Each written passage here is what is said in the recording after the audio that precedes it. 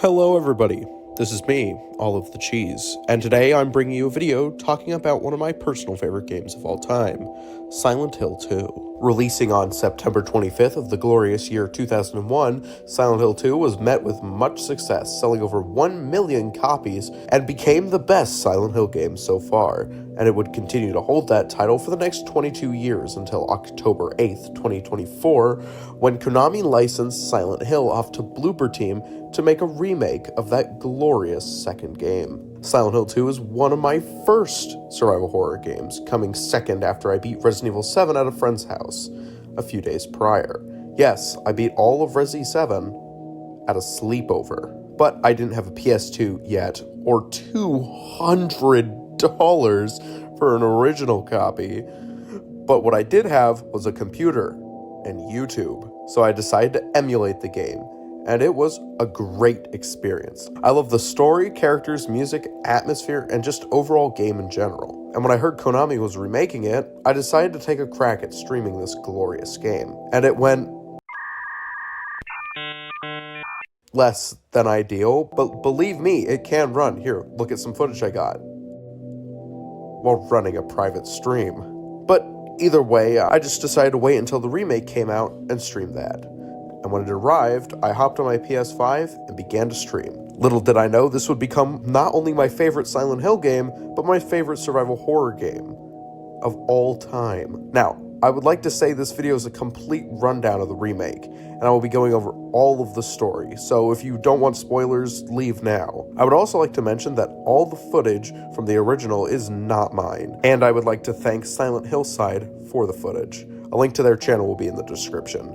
You may ask, well, if you do have an emulator, why don't you just record that? Well, my emulator shafted itself a few months ago, and for the longest while I couldn't get it running again. Recently I did fix it, but it's more like I dragged it through this pet cemetery than actually fixed it. And like they say in that movie, sometimes dead is better. So come join us on our journey to Freaky Hill.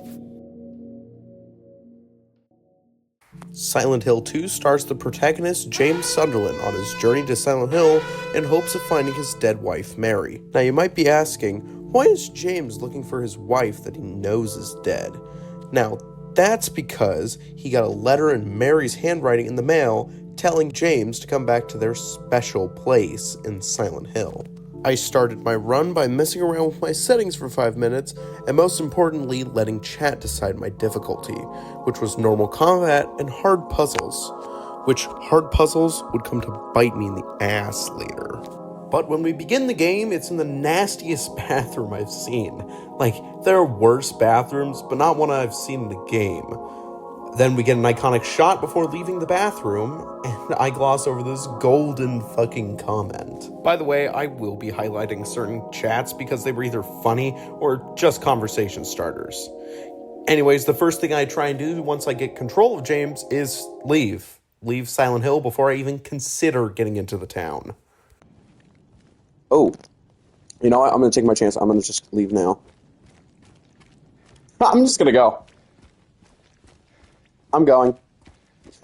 No Silent Hill today. Oh. Damn. I see how it be. Alright, well, never mind. Looks like we're going into Silent Hill. So after I fail to leave, I head back to the car to grab the first map, and rant about how shit the PS5 Pro is. Just a better reason to buy a PS5 Pro for those higher quality trees. If you buy the PS5 Pro, I will personally shame you. It is a waste of money. Alright, cool. For real. Do not spend money on that piece of overhyped $700 plastic. If you really want a PS5, just buy the stock one with the disc drive. Do not buy one without the disc drive. The digital discless ones are stupid. Either way, while we walk down towards town, we arrive at the first save point in the game, where I make this comment. Oddly spooky. Guys, it's Freaky James. For some reason, I thought James's face was amusing here, but most importantly, I uttered the words Freaky James. For some odd reason, that word stuck like a bad nickname you get in high school, like cheese or piss boy. And this, my dear viewers, is why freaky is such a heavily used word in my streams. And I will say, some freaky shit does go down in our streams. And for that, I'm gonna give us a counter. A freaky counter, if you will. Every time something weird or freaky happens, the counter will go up. I will also be calling James by his new name, Freaky James. Either way, we walk into a graveyard and meet our first of 4 people we find in the town. Angela. She's here looking for her mother. She seems really displacent and doesn't seem like she's all there mentally, physically even. But I'll talk more about her later when she's more important to the plot. We asked her for directions before leaving. Making our way towards the town, we are stopped by a locked door. Fortunately, the auto parts building next to us has both the key and a broken window to hop through. Keep Freaky James out. Oh no, they're trying. They are not succeeding though. Nothing can stop Freaky James. So we unlock the door and keep moving on. Eventually, we make it into the town part of town and get the full map before continuing. But suddenly, we see a figure out in the fog, something stumbling off. Because James is curious, we decide to follow. This leads us down an alley and into the backyards of some houses, then under a garage door, which James follows through. Whoa! Ass shot. Yeah, that's one to the count. They just give us some Freaky James ass so early? What a treat. Anyways, as we enter, the door behind us collapses, closing us in with no known escape route. Cautiously, I look around the area before I hear static. I push towards the noise and find a portable radio, and that thing that was in the fog, which, oh man, their design in the remake, hella freaky. It looks like they're wearing a gimp suit. Oh my god, I'm the damn gimp. Anyways, the fog monster is called a lying figure, which was renamed by us to the Freaky Fog Monster. But the origin of the design is actually kind of neat. So in the first game, one of the devs saw his friend walking away on a dark night with his hands tucked into his hood. And it looked kind of similar to how that cutscene was going. And the idea was struck, and that cutscene's in the original. It's still there, and it looks pretty damn similar. Now we rip a board and nail off the wall and get ready to defend ourselves. Whoa. Before we go further down the rabbit hole, I'm going to need to explain the combat system that they added to the Silent Hill 2 remake. Alright. The Silent Hill 2 and Resident Evil 3 Remake share a lot of similarities amongst their combat. Those things being a melee weapon, a pistol, a shotgun, some form of long-range, high-damage weapon, and a dodge. The differences between these two games are between two very special things: the dodge and how they actually handle weapons. Resident Evil 3's dodge mechanic is better in my opinion because if you dodge at the perfect time, you get what's called a perfect dodge, which gives you a few minutes of bullet time along with an increased fire rate, whereas Silent Hill 2 just has a basic 4-directional dodge. Now what makes the Silent Hill 2 Remake's combat good is the fact of how they manage the weapons, which is when you press down the trigger, you'll use your melee weapon, but if you hold down the other trigger or the aim button, it'll pull out your gun, and then the main trigger will actually shoot your weapon. This is a lot more convenient than always having to switch through your inventory to pick out which weapon you want, which, unless you're using firearms, you don't have to do in the Silent Hill 2 Remake. Just quick, easy access melee damage. Speaking of damage, how you use all these weapons are very different. In the Silent Hill 2 Remake, all the weapons are fairly balanced in damage and all are very useful at every point of the game. The only difference is that the guns have ammo restrictions, very, very heavy ammo restrictions, and the melee weapon you have to get close to your enemies and, like, dodge and stuff.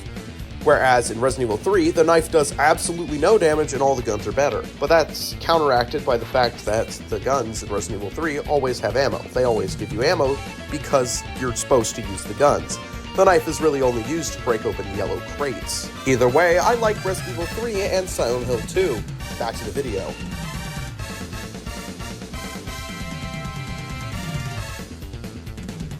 Now we rip a board and nail off the wall and get ready to defend ourselves. Since this is the first monster that we fight, it goes down really easy. Now with my boots drenched in blood, I hop out the window and my radio starts being a little funky and begins to play Mary's voice through it. James doesn't seem to realize this, even though he has a reaction in the original, but we just move on. The radio in the Silent Hill franchise is, in my opinion, the best item in your arsenal. Now, I'm saying this because it is both a useful item and also builds great tension to the story. What the radio does is it plays a low static sound, alerting you when monsters are nearby. This is used multiple times, especially in Silent Hill 2, to build tension, because there'll be empty rooms with just the radio going off to a monster that isn't necessarily seen yet, but is coming for you. So after that event, we go deeper into the town, but are stopped immediately by a dead body, a human dead body. On its corpse, we find a box of matches leading to Neely's bar, so naturally we head towards it. So when we arrive at the bar, we find a broken jukebox with half a record and a note. The note describes a man who was at Neely's bar, broke the jukebox, and was kicked out. The note gives the band's direct address of the Ninth Apartment down on Saul Street. And because this is Silent Hill, naturally, we head over there. Once we walk in, we find a map telling us that there's a key in the reception area.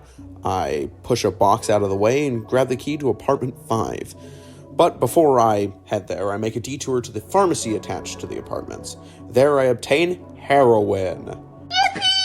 Heroin is very useful, working as a full heal. In the original, you only had 3 types of heals: the health drink, the first aid kit, and the ampule.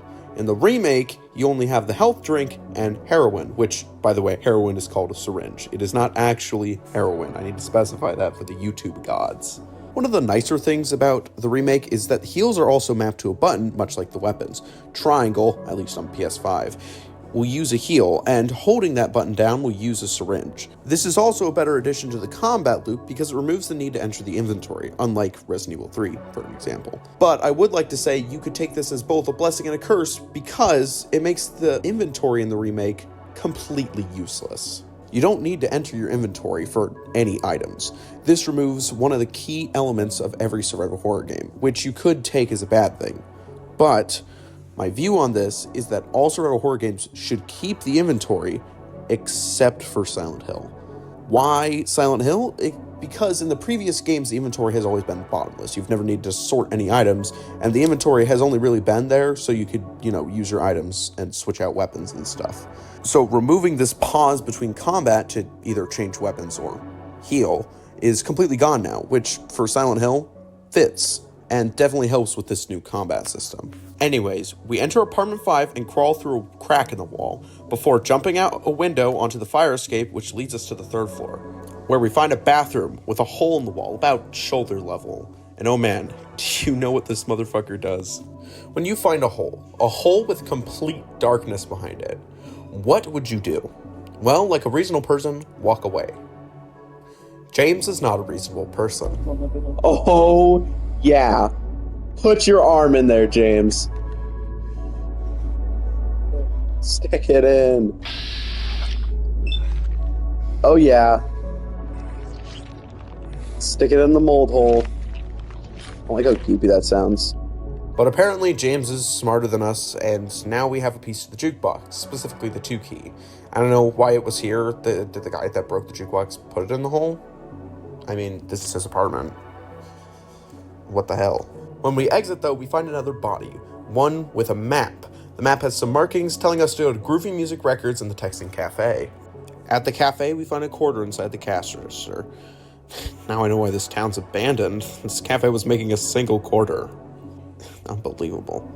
In Groovy Music, we find both the other half of the record along with some vinyl glue. After combining the record halves and the vinyl glue, we get the whole record. We run back to Neely's bar and start to play some glorious music. Oh, it's Silent Hill theme.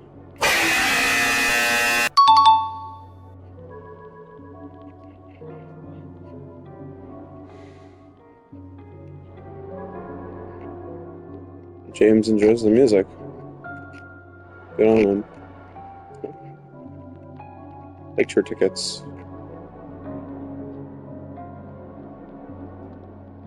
Oh, Rosewater. It's telling me to go to Rosewater. I already know about Rosewater!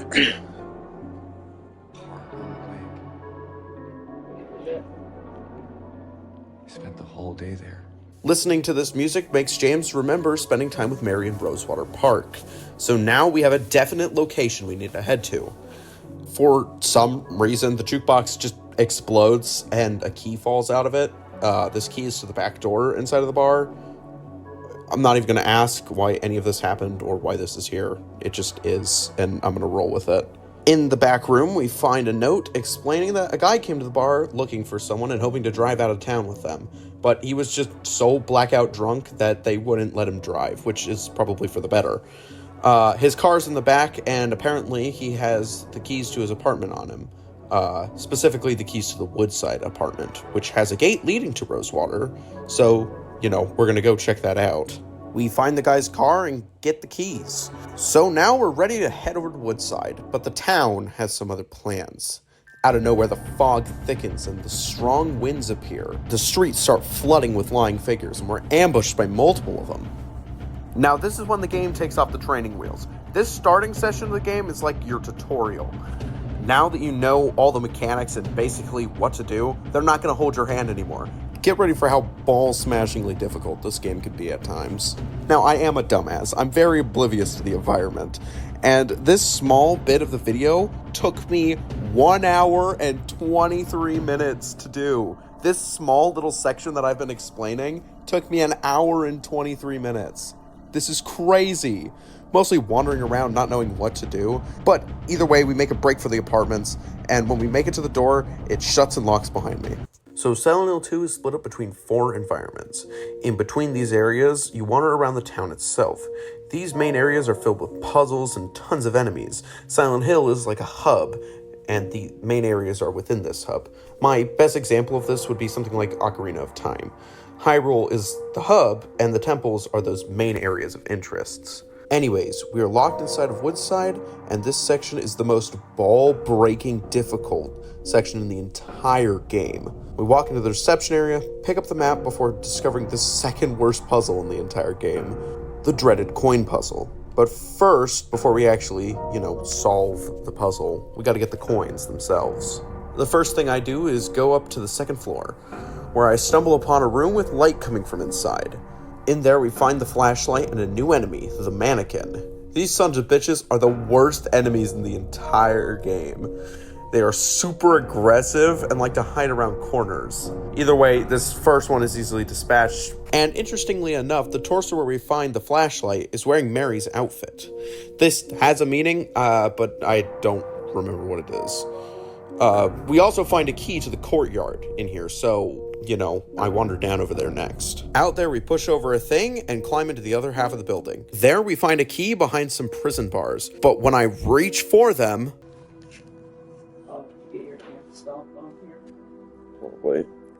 Oh, come on, James. Just reach through a different bar. Ow, asshole. What an asshole. The little girl runs off, and now we gotta go find another way to get that key. There's nothing left in this area, so we head back, and I hear that little snot open a door. When we get back inside, the door to my left is now open. Heading through there, we can loop around and get the key the kid kicked away. The key is to the second floor hallway, and naturally we head up there. Exploring the rooms, I find a wardrobe, and I take a random apple from it. Continuing to explore floor 2, my radio starts going off, yet there are no monsters nearby. Until eventually, we find him. Pyramid Head, behind some gate.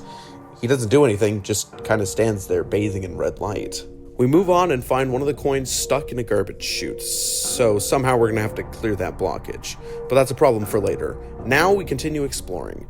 Entering room 213, we find a crack in the wall leading to a locked door and a previously blocked off area. But more importantly, we get to enter room 217. At the start of this area, there's a note mentioning gunshots coming from room 217. And well, when we enter... They said something about not gunshots in here, but this room looks like it's lined with them. Speaking of guns... We've been picking up ammo ever since we've been to Woodside, and oh yeah, we're ready to rumble. Rumble with 15 rounds of ammo. On our way back though, we find the room we left is very different than before. A body is sitting in the chair, the TV blaring static. It's very spooky, 8 out of 10 blooper team. But more important than that, we find a key to 212. Exiting 213, we are met with something actually scary. Nothing. By nothing, I mean Pyramid Head's gone, which can't mean anything good. Upon entering 212, we are able to cross the gate Pyramid Head was behind. Unfortunately, I take some damage from a mannequin encounter, and I've got no heals. So I'm hurting tons, playing it like a tactical shooter, checking every corner and pushing really slowly. I eventually drop this ladder back down to the bottom floor, which is a big help. Then I proceed to find where that apple goes, revealing a room with a safe and writings all over the walls. Pushing the wardrobe out of the way, I enter the room and are given our first puzzle with a riddle. The riddle is as follows. Right where the rooftops pierced through the night, left our homebound footprints with no owner in sight, but he found home, oh please pray tell, or a river of memories leading straight to hell. The room itself is covered in scribbles, but specific pictures are highlighted by the flashlight. One being a house with footprints, along with the number 7, a bunch of houses with the number 13 on one of the roofs, and finally a river with the number 11 next to it. Putting these pictures in place with the riddle and then punching in the numbers into the combination lock on the safe opens it, gifting us the silver coin. Crossing to the room next door, I find a key for that locked door through the wall crack on 213, which is where I head next. They shoot their gooey liquid all over me, and it hurts like absolute hell. On my way there, I'm met with my first death, which came with a strange bug. Oh, fuck. Oh, no.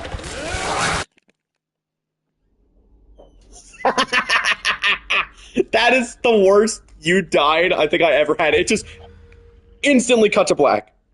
Just immediately cut. After unlocking the door, we get access to the stairwell and head upstairs. But oh man, the 3rd floor of this part is absolute torture. I just kept dying over and over and over again. I mean, look at this shit at 30 times speed.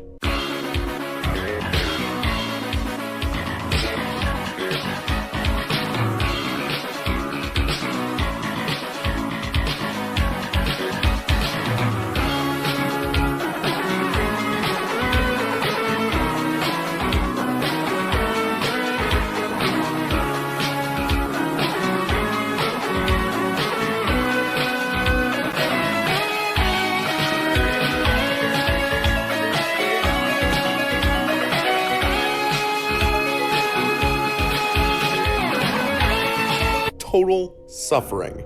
But it leads me to the 3rd floor garbage chute, where I find a pack of cans that I can drop down, clearing that blockage and getting us the gold coin. Going back to the stairwell and heading down to the 1st floor section, while walking down this hallway, I hear some sounds. Yeah, door's locked. I hear vomiting! Oh god. I know what that means!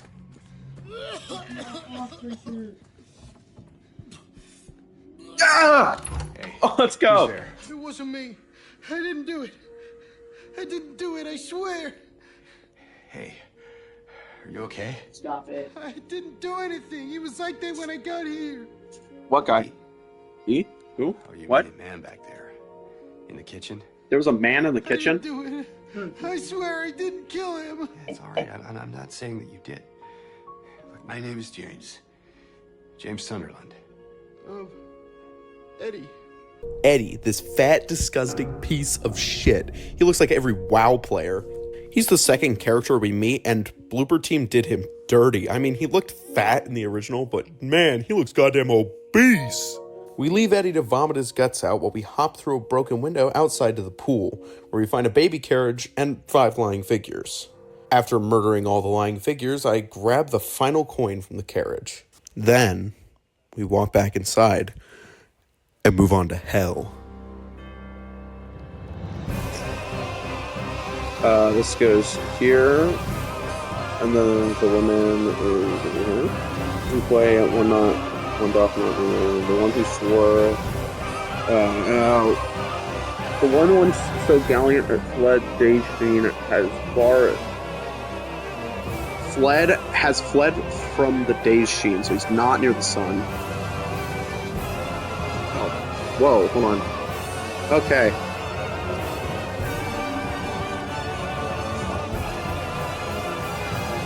Sword. I love this puzzle.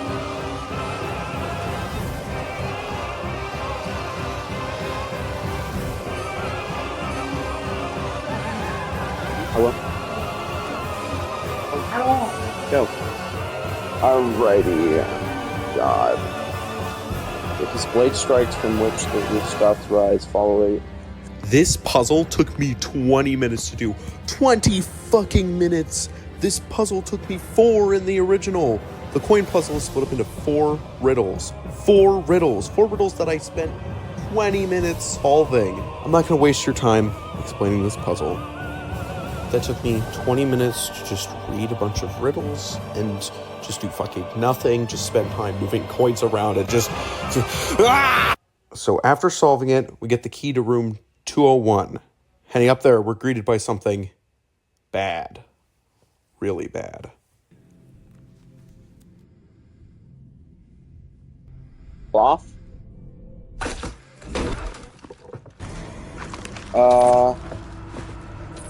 A dying monster.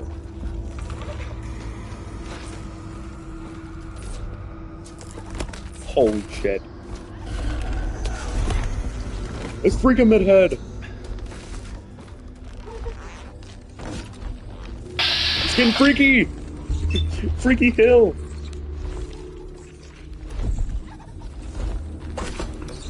Oh my god, guys. Pyramid Head's ripping him in half with his giant pyramid head cock. Oh, wow. Okay. Oh, boy. It's him! It's the man! It's Freaky Head!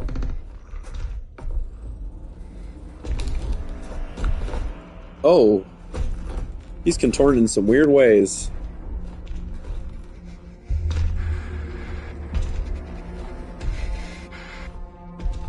James, stop breathing.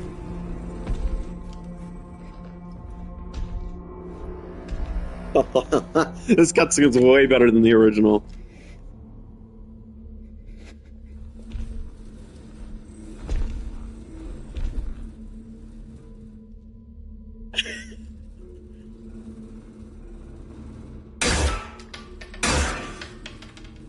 Oh my god, James, you're an idiot.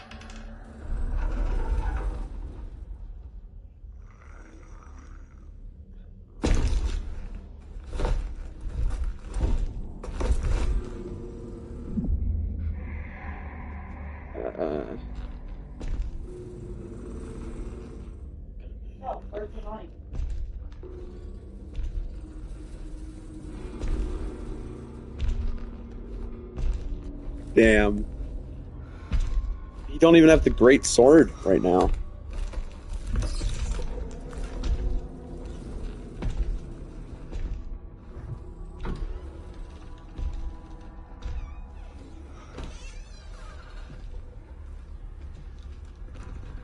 Oh my god. Okay. Credit to Blooper Team on this one. This is our first real scene with Pyramid Head, and it's so amazing. It holds such great tension and keeps the player on edge the entire time. This, feeling you get when watching this cutscene happens a few times later with some other cutscenes, but really, Blooper Team did a great job redoing this scene.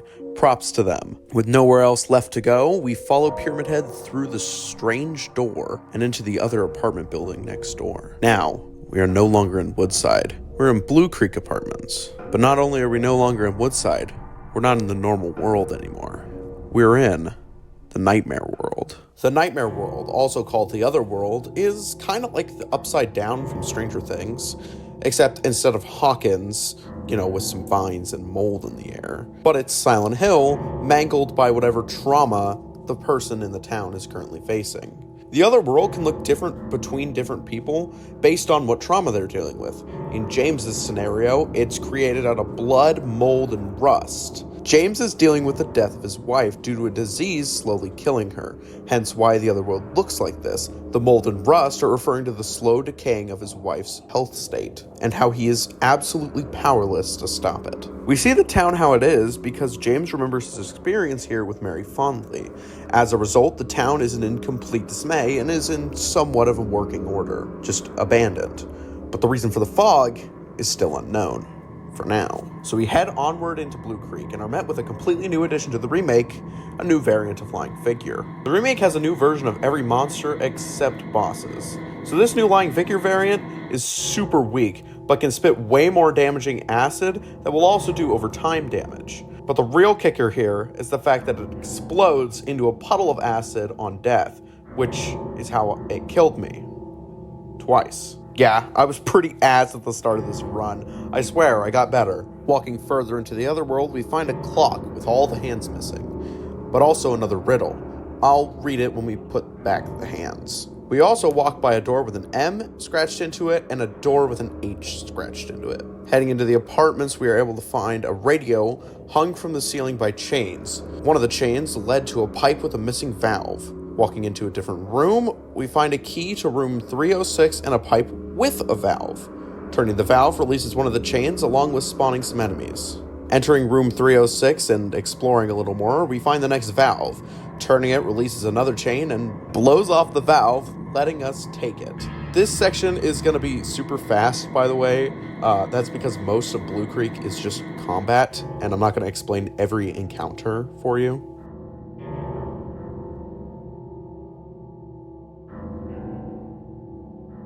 Returning to the clock, we figure out where the hour hand has to go. The part of the riddle is as follows. First comes their leader, most crucial his quest. His pace is slow but steady. He's now heading west. What we have to do is imagine the clock as a compass, north, south, east, and west, meaning 12, 3, 6, and 9 o'clock. West would be 9, so we turn it to that, thus completing the hour hand. On completion, we are now able to enter the door with the H scratched into it. Upon entering the room with the H scratched into it, it's shockingly nice. It's well lit, clean, and has a welcoming atmosphere, which is kind of off-putting because the Nightmare World so far has been, not like this. Mold and metal and rust everywhere, and this is barely even scratched. We find a breakable wall in the kitchen leading us to the bathroom.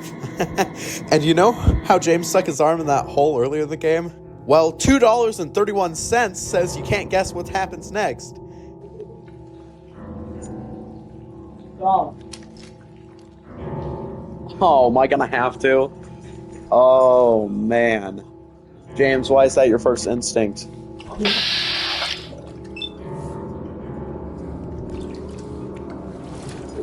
Why is this your first instinct, you moron? This nasty motherfucker. What the actual hell? We get the minute hand out of this, too, because of course we do. I fucking bet if James walked into the back stalls of that bathroom we were at the start, and he reached his arm into one of those glory holes, he would fucking pull out his wife somehow, because James is the type of guy to dump all of his special stats into fucking luck. James will reach his arm in any hole. Wall holes, toilet holes, ass holes, garbage disposals, anything, any hole. And you know what? He's gonna find what he needs. After exiting the bathroom, we are met with that nice room, now a rotting mess. See, James, see what happens when you stick your arms in holes? It makes the whole situation worse. So in the now destroyed room, we find a locked door and a puzzle requiring a bird. Running around for a bit, we're able to find both pieces of the bird, put it back together, and do a basic weight puzzle. After completing this, we are given a key, and we need to jump down a fucking hole. I swear to God, this game should be called Holes and how to get some of your body in them. After jumping down the hole, we stumble upon a door, and Angela with a knife. Angela. Okay. Look, I'm not sure what you're planning, but there's always another way. This meeting is kind of weird because they talk to each other like they've never met before, even though we did at the graveyard at the very beginning of the game. After talking about nothing, she hold it for me? Yeah. Fun fact, in the original, she attacks James with a knife. Not like fight, but like If she I kept swings it at him and then she just drops I'm it. not sure what I might do. She swings it at him and then she... Oh, wow. I'm sorry. I don't know. It is happening. Please don't.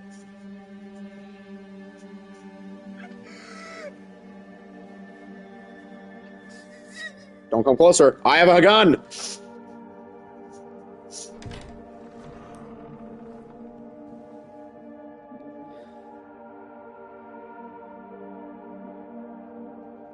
Alright. A knife.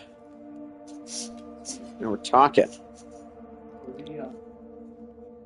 Taking the knife, and we wander around the first floor and find the door with the S on it. It's very ominous, so whatever's behind it can't be good. After finding some stairs to the second floor, we return to the clock and place the minute hand. Its riddle goes: the nimblest one climbed, stumbled through thin air. He's not fallen yet, but he's halfway there. Falling flat would mean you would go at 3, and halfway to 3 is 2. So that's where the minute hand goes. Now we have the door with the M scratched into it unlocked, and upon entering there, we're met with moths and a shit puzzle that I couldn't figure out. Genuinely, I couldn't figure this out, and I didn't want to waste another 30 minutes of the stream just sitting trying to solve a puzzle, so I looked up the answer. And please, if you know how to solve this one, leave a comment down below telling me how. I would genuinely really like to know. Unlocking the door, and we... Bro, holy shit! We obtain the second hand, and there's no weird BS blocking our path. So we just run back, punch in the second hand. The riddle for this one is: the one that remains can't make up its mind. 25 steps ahead or 5 steps behind. Putting it in at 25, and we gain access to the S door. And our first boss. Man, it's a great one. Alrighty, boys. There he is.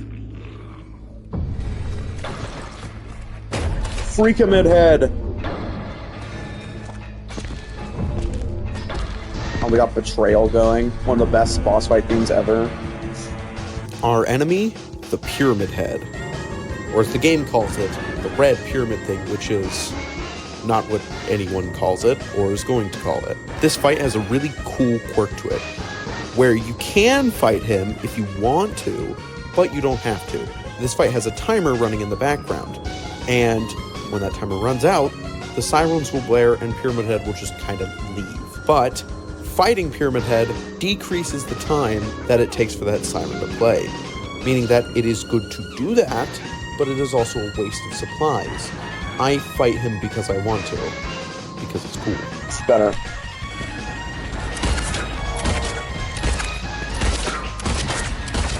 Oh, we start running. Grab that. 9 bullets. That was 9 ammo. Damn.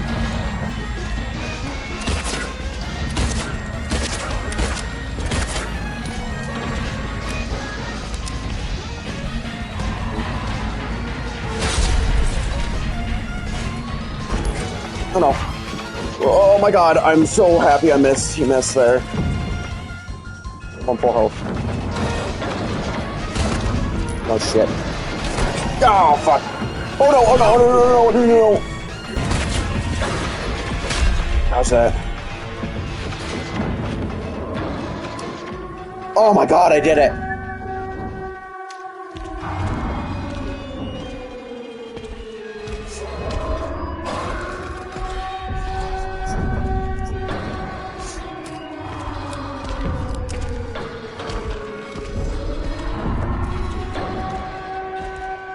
Wow. 10 out of 10. That was absolutely epic. Peak shit right here. Following Pyramid Head out a door, we make it out of the apartments, back into Silent Hill. So far, this game has been pretty mid up until the Otherworld section, then boom, it was like being hit in the balls with a brick. Compared to the start and Woodside, this section is marginally better than what I've played. Unlike Woodside, Blue Creek does the best thing a survival horror game can do. giving the player that feeling that they need more supplies but are still capable of fighting and progressing, that you're on the very cusp of having nothing but still have a chance, which leads to rationing of supplies, but the game still gives the player more stuff so they don't feel like they have nothing. Also, the environmental horror here is just so amazing. This right here is peak freak, quality horror. And the best part about this whole thing is the rest of the game keeps this quality except for one part later. But we'll get to that when we do. Now that we have access to the town again, we make our way down to Rosewater Park. On the way there, we find that asshole child again, and she persists to be an ass. Started yet? Damn. All right.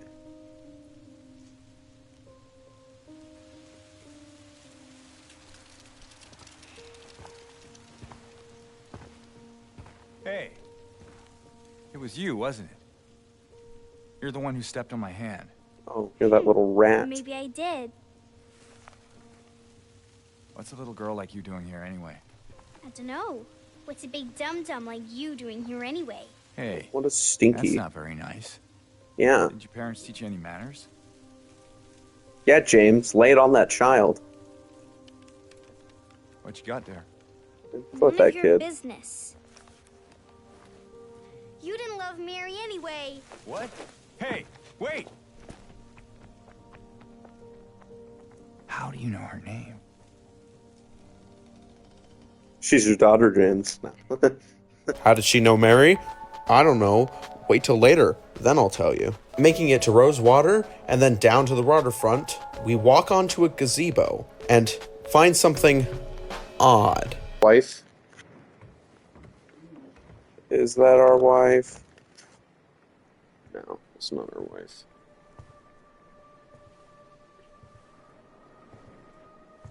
Mary? I have tons of stuff to do. I have tons of stuff I could be watching, but I'm watching this instead. It's a valid statement. We're going to get freaky with our schizo hallucination today. You're not. Do I look like your girlfriend? No, my late wife. I can't believe it. Your face, your voice, you could be... My name is Maria. I don't look like a ghost, do I? See? Warm. Sorry, I got confused. Hey. Where are you going? I need to find Mary. Didn't you say she died? No, Oh, I didn't. 3 years ago. It's just... Real. I got a letter from her. A letter. I know how it sounds. I don't... Hey. It's okay. So, what did the letter say? Ooga. James, her eyes are up She said there. she was waiting for me. In our special... For real, absolutely. And that's here?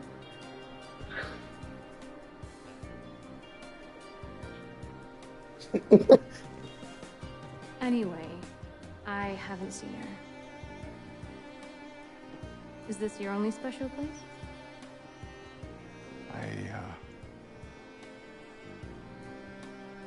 I don't know anymore. There was something. I can't quite... Hey!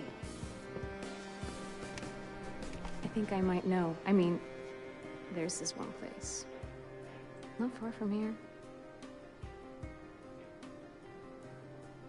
What kind of place? A wooga. James, stop looking down there. Others might call special. I can show you if you want.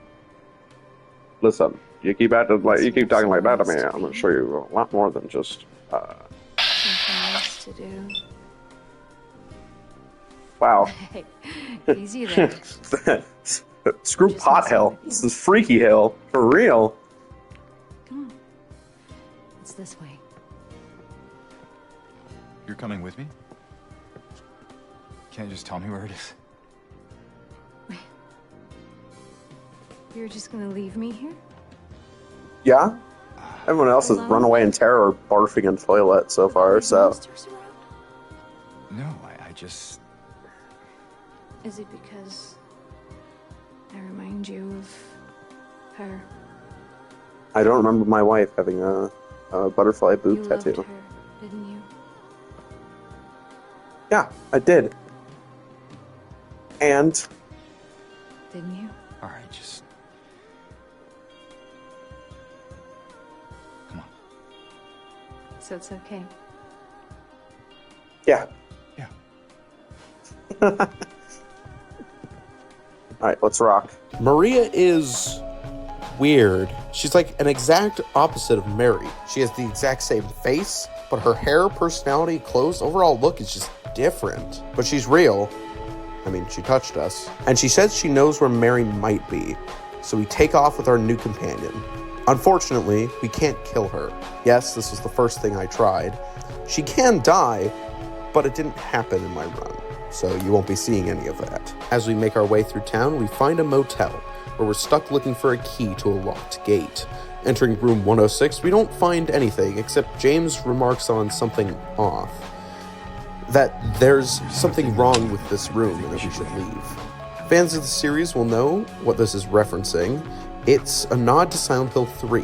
This is where the protagonist Heather Mason and Detective Douglas Cartland stayed while they split up looking for the main antagonist. In fact, you can find Douglas's hat in the room on a chair.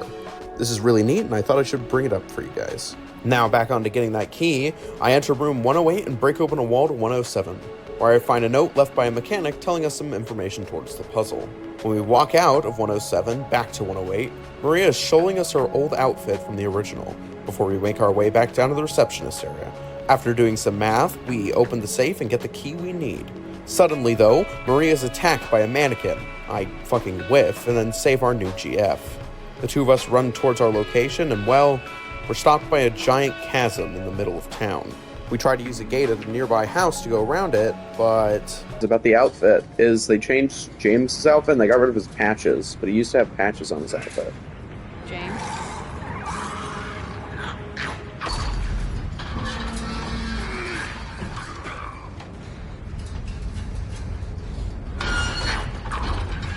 James, get back! They're gonna spit you with their freaky fog juice. No! No, James, that is your best weapon! Do not get rid of that! Oh.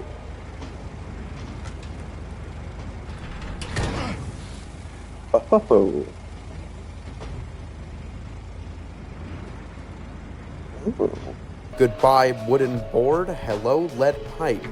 The pipe does a small bit of more damage, so it's an improvement, but not by much. Now, the wind is picking up, which means the town is going to start flooding with monsters.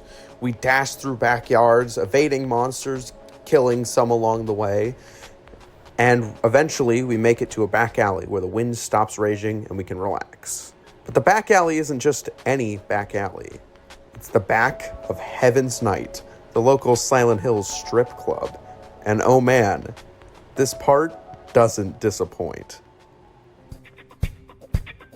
Maria is a very big help. Yeah, she's like Ashley in Resident Evil.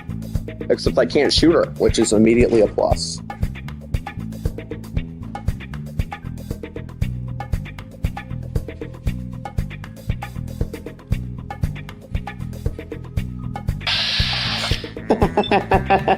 Key in the boobs. Oh yeah. Oil up for the viewers' streams. Do it. You become basically dodging Jesus Christ. That's why his dodge is terrible, because he's not oiled up. He's not greasy.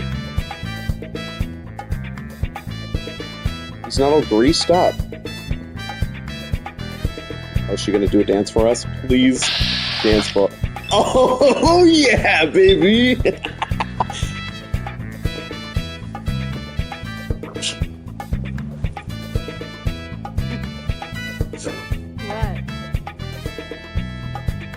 Come on, don't give me that look. Oh, yeah! This is the stream we've been waiting for. Maria's strip. Do it. Oh, yeah. Give me a drink. Yes! To get drunk and get freaky. What are you Oh yeah. Juicy, juicy fog juice. Give me that fog juice.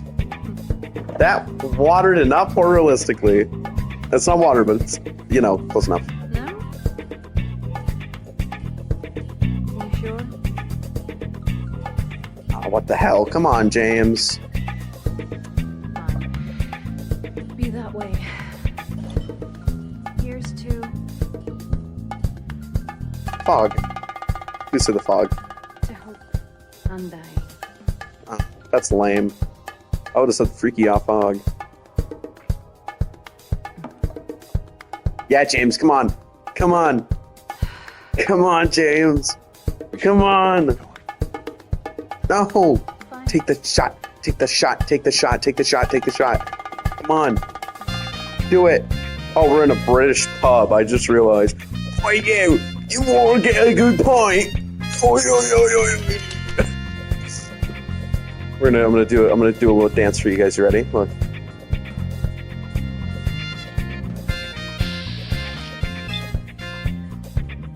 That was the point. You can give me money. I'll take money. Where the hell are you? There you are. I don't need to save. Oh, come on, James. You refuse a drink? That's unacceptable. Unacceptable. I'd like to deviate for a second and talk about the music. Silent Hill's soundtrack is an absolute banger for no reason at all.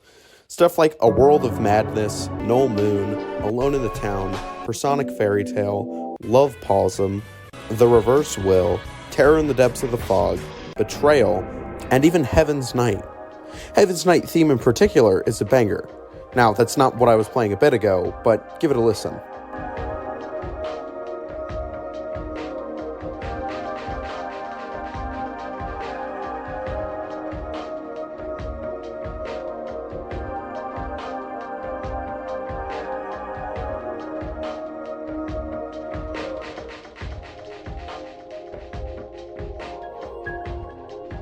This was all done by a man named Akira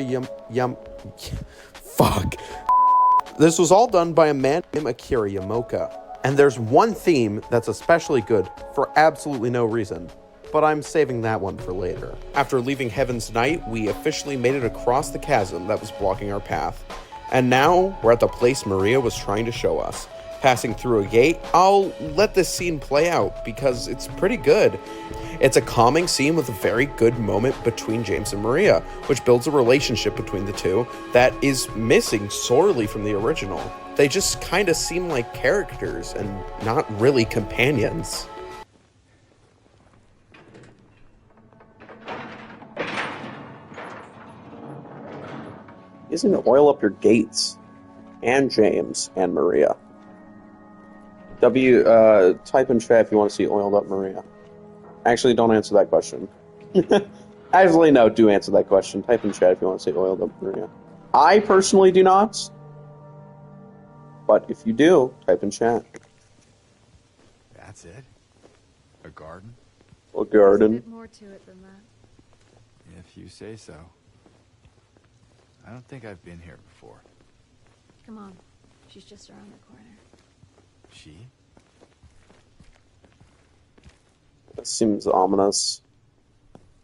I feel like you've taken me to my death.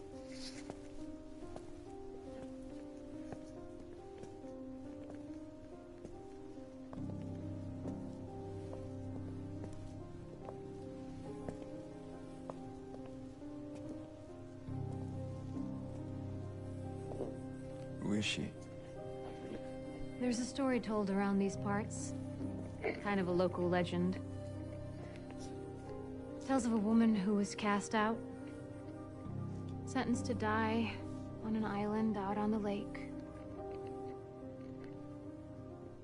There was a man in town who fell madly in love with her. And every night, he would sneak out. Row across the lake, bringing her food and company. And every night, she would stand there, on the shore, holding a lit candle to help him find his way. But this one night, terrible storm broke out. Caught him out in the open, and it blew out the candle. Even in darkness, the man would not give up. He would not turn back. So he fought against the raging waters until finally the lake took him. They say even then, the woman never lost hope. She kept coming out at night, kept lighting the candle to bring her beloved home, to lead him to shore. Not sure how much truth there is to it. It's probably just a fairy tale. To be honest with you, that sums up James pretty well. She's become something of a local saint, patron of undying love. Hence this place. She's not here. What? She's not here. And why would she be? I don't even remember this place.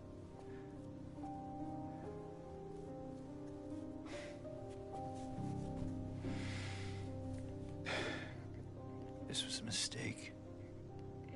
Yes. Come here.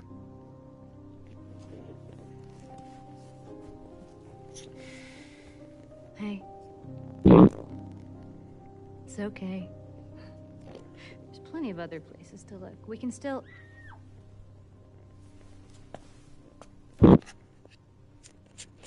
on. The scream came from inside the movie theater. So, running over there, we push over a thing and hop through a broken window to get inside. Maria does the smart and very human thing of avoiding anything stupid James does. So now, alone inside the movie theater, we find where the scream came from. It's Eddie and the little girl watching a movie. Well, not really a movie. A blank white screen. I know, blank white screen. Very spooky. I would find something like Terrifier to be more scary, but maybe I'm just wrong. Oh, baby, we're in cutscene heaven today.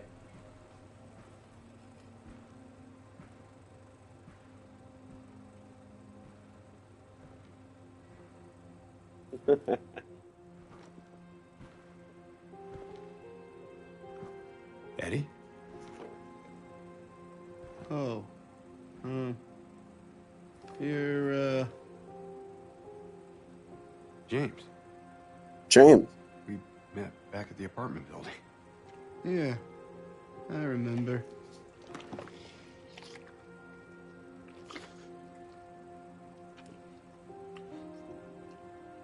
I see that you didn't make it out yet. Yeah. I just didn't get around to it yet. At least you got your appetite back.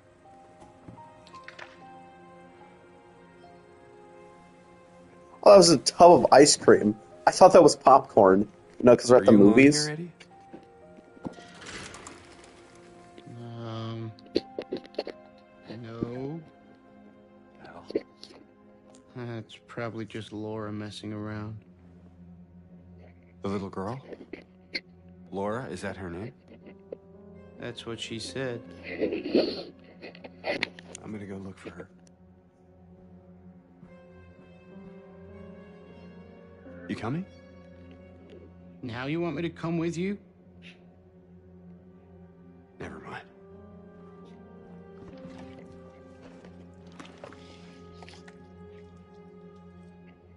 All right, Eddie. So the little girl's name is Laura, and holy shit, the noises they give Eddie for eating is so gross. Like, genuinely very nasty. Running after Laura, we meet Maria back outside the theater and chase after her, leading us to Brookhaven Hospital and the next hub area. Upon entering Brookhaven, we rush to find Laura. When we do find her, we realize she's locked herself in the upstairs. So we begin exploring, and eventually I find a note which gives us the answer to a padlock, preventing us from grabbing the key. You know, you might be right. And then 2 would be half, right?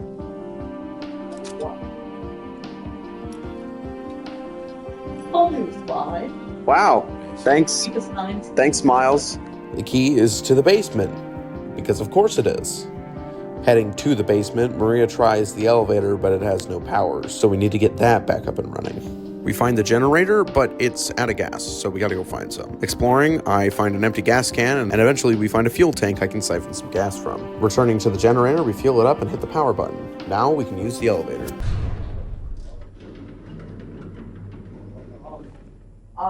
I'll feed him and take him out when we're done. Dad. I'll feed him and take him out when we're done. Okay.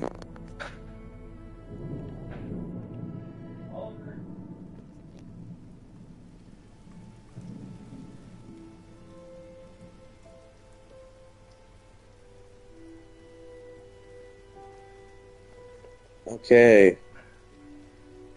Let's rock, baby. My God, there's so many cutscenes today. Maria? So many cutscenes today. What? Oh, she's going in there. Bye. Hey. You okay? I'm sorry. Feeling ill? That's fine. What's going on? Are you hurt? It's nothing. Probably just a hangover. See, she's taking her schizo pills, but we You aren't. should rest. Yeah. Okay.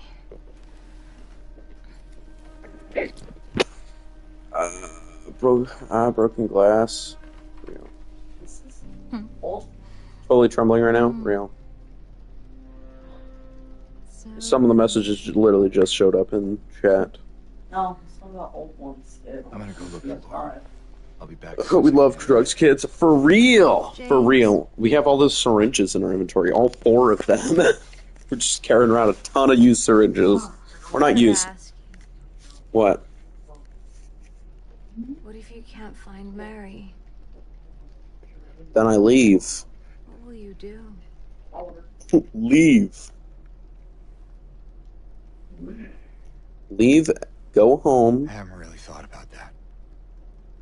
Dude, that should be your first idea. Get back After soon, seeing the okay? line figures, you might want to go. I'll be back whenever I'm back, okay? Now that Maria is lying down, we can go and explore the hospital.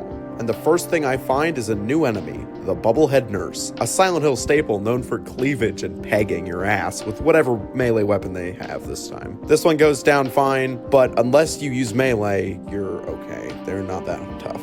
Beginning to roam around the hospital, I find a keypad that blocks off the nurse's station. Eventually, I make it to the director's office, which in there I find an arm holding a key. It requires 3 bands to give it to us, and because James is both fairly strong and the weakest human that's ever lived, he can't just open the hand and grab it out. He's also just extremely stupid. But now we have a quest to find these bands. On the table in the office, there are 3 medical reports that probably help give the location of the bands, but I didn't use them. I just walked around until I found what I was supposed to do. Speaking of walking around, while I was doing just that, I found a teddy bear, and when inspecting it, we prick ourselves on a needle. In the same room, we find, oh baby, we got it. We got a shotgun, which is peak survival horror game weapon. An easy S tier across the board. Let me just list some examples for you guys. Resident Evil 4, Resident Evil 5, Amnesia the Bunker, Resident Evil 7, World at War's Trench Gun, because the Zombies mode is practically a survival and horror game, and so many more. I don't use the shotgun on common enemies like lying figures and mannequins due to ammo, but those nurses. Shotgun! Whilst wandering around, I came upon a staircase to floor 3, and up here we find Laura upon looking through a very heavy door. So now we gotta get onto the other side of that so we can get to Laura. While exploring the 3rd floor, I find a key to the 1st floor inner ward, along with a puzzle that I still lack the pieces to. Heading back down to the first floor, I open up the inner ward, allowing me access to some new areas. We find another hole, but James's hands are too small for it. Oh, James, looks like you're gonna have to walk away from it. How unfortunate. Bro, what the fuck? We obtain the maintenance key out of this, and using it on a floor panel inside the pool area, we are able to drain the water and obtain our first bracelet for the mannequin hand. Exploring some more, I find a note with the answers to the keypad written on it. Returning to the keypad and punching in the code, it unlocks access to the nurse's station, where I obtain a moldy x-ray for that x-ray puzzle back on the 3rd floor. I also find the key to room L1. Entering room L1 and making my way through a maze of white cloth, I eventually make it to a point where James has his dumbest idea yet. It is extremely cold in my house, and people here have refused to turn up the heat so far. James, what the hell are you doing? Man, I have gone down and through so many holes throughout Silent Hill 2. James really likes going through holes. James, you moron, you idiot, you buffoon.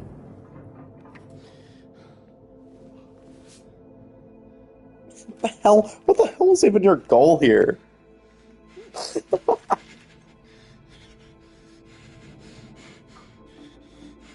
Claustrophobic, James? Oh.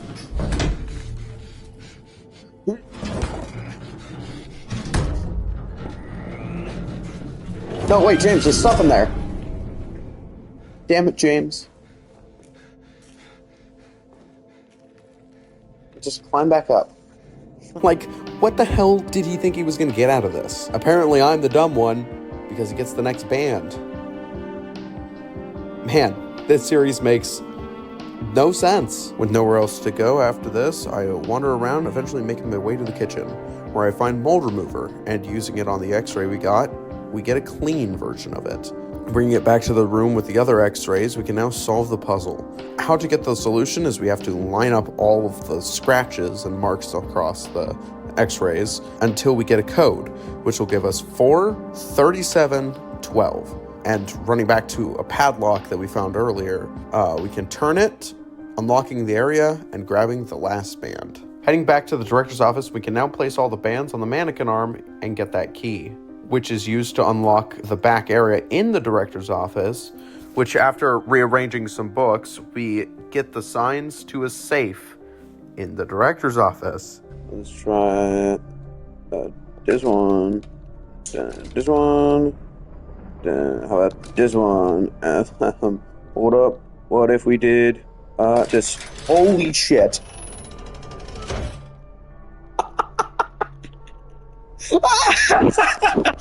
I can't believe I got that.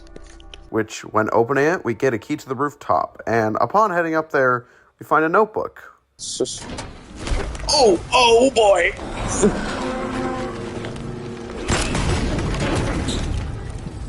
Asshole.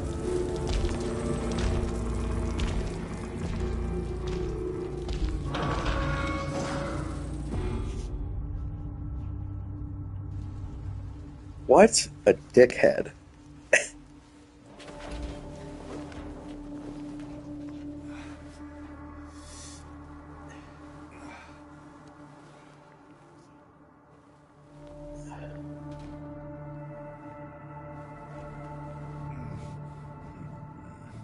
James looked like he was about to take a fat one. Just rip the fattest shit.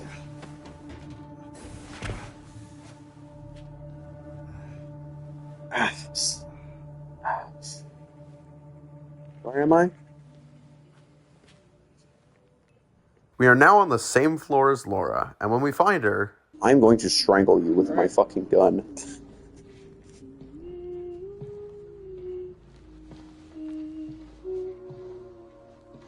Laura? How do you know my name? Eddie told me. Eddie told me. That big, fat blabbermouth. Laura. Eddie's an Why do asshole. you keep running away from me? And how do you know about Mary? I just do. What's the big Dickhead. deal? What a dickhead. You just tell me. You gonna yell at me if I don't? Yes. I won't. Please, just... I need to know. What a dickhead. You want me to kill a man in the turret, that's fine. We met at the hospital last year. Stop lying. Laura, I'm sorry. Fine, don't You believe have to me. climb the ladder. See if I care. Hey! Let go. Come here, you little Sorry, Laura, shit. I can't let you just run around this place. You might get hurt. Hurt by what? Look, just stay with me, okay? This is no place for a kid. Fine. But there's something I gotta get. Laura, It's important. That'll be you little shit. what is it? A letter. For Mary. What? A what? I hid it. In there. See, I hesitate to believe you because I just heard screeching metal sounds, and also the orange light indicates that it's a boss fight room. So, I am hesitant to believe you on this one, Laura, because in the original game, you were an asshole to me, especially after entering a double-door room in the hospital. And I feel like this is about to happen It's in again. the back. Behind an old pipe. Okay, wait here. See? What a dickhead. Open the door. This is why I hate children. I'm a liar, right? Want me to open it? Huh? Do ya? Laura, open this door right now. What's the magic word? Laura! Nope, that's not it. I guess I won't open it. Get me out of here, you brat! In your dreams, fart face. Please open the door. Guys, There's something in here. Sure there is. A big lying fart face. asshole. See a fart face? Laura! Laura! Guys. It's right behind me, isn't it?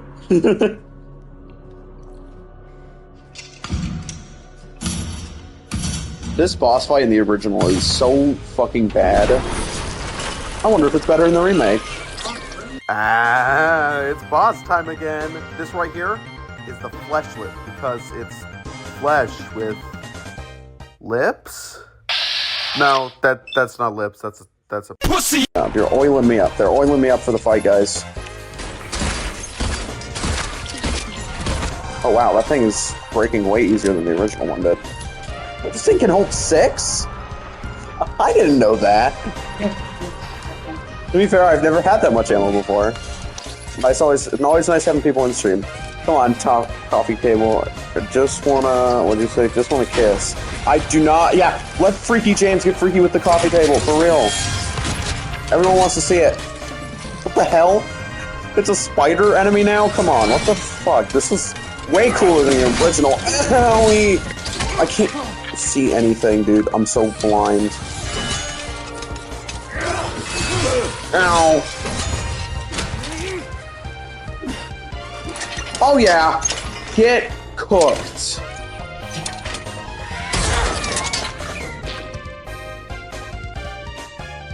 Guys, are you thinking what I'm thinking? See those lips down there? You guys thinking what I'm thinking? It's time for us to get freaky. Ah, another boss done. Now it's time for me to go commit a violent murder charge on Laura. Ah! We wake up back in the other world, and now we got a whole new version of the hospital to explore. And while doing, well, just that, we make it back to the elevator, where we realize the basement floor button is missing. So now I know what I'm looking for. On the second floor, I find the next thing of interest, a box locked up with chains, a padlock, and 2 code locks are what we need to unlock. While here, we meet our next otherworld monster, the Red Nurses. They are far weaker than the normal world counterparts. They have a knife, but do way less damage for some reason, and because of this way less health, they are much less of a threat. So overall, they are way easier. I still use the shotgun because it's a quick way to get rid of them, and I prefer the quick way of getting rid of nurses. But yes, that is what they are. And they are really kicking my ass. was that a funny joke? Did you guys like that? No, you didn't like it? Okay. So running around this Resident Evil 5 ass area, I find a mannequin blocking its face. I also find a hammer. Naturally, I remove the hand blocking its face and break the other arm. Whatever I need is in the eye, so I'll have to find an object to get it out. Eventually, we get our item, which is a long, pokey metal thingy. And when we get back to the mannequin, we use it to fucking lobotomize it. And we get the key for the box out of it. When putting the key into the box and removing that lock, the area we were previously in disappears, and a new area magically opens, because that's how this section works. Now entering this area, it gets super dark, and while wandering around, I find a breakable wall into a patient's room. Inside, we find a note that reads, "1 year they've been watching me. So many pills they fed me. When the loud hour comes, I tremble every time the light falls." This is a 4-part note that happens to have the code to one of the combination locks. So, how we solve this riddle is that the first part of the note talks about 1 year, so the first number on the combination lock is a 1. Inside the sink, we can find 6 pills, so the second part is 6. Outside the room, there's a clock, and when turning the hand to 2, the hand locks in place, so the third part is a 2. When in the patient's room, there's a hole you can look out of, which lets you see the light fixture in the next room, where we can see it blink 2 times, which means the final number is a 2. Punching it in unlocks it. And just like the last bit, the area we were just exploring locks off, and a new area is opened up. Now inside the newly opened area, we can find a key to the director's office, and upon entering, we can climb up a ladder and find an electrical thing? It's not a chair. It works the same. Either way, it doesn't have any power, so we have to get it back on. And only after a bit of running around, we find a generator. We can press the button and fry ourselves the code for the final lock. And when we open it,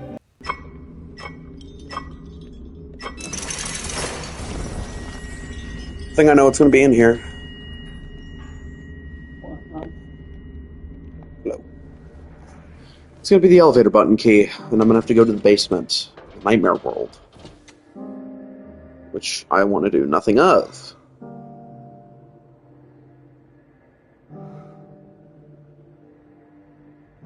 Oh, it's nothing.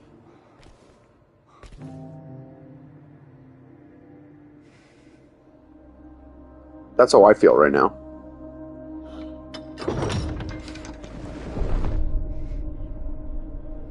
Oh, hey, it's that door from the original. You had to put a ring on it, and it would move its arm, and then you would get freaky. Oh, the door got its tongue out? Freaky odd door. Freaky odd door. What the hell?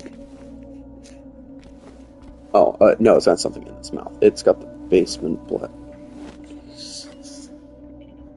Fuck me, guys. Is it -1? -1.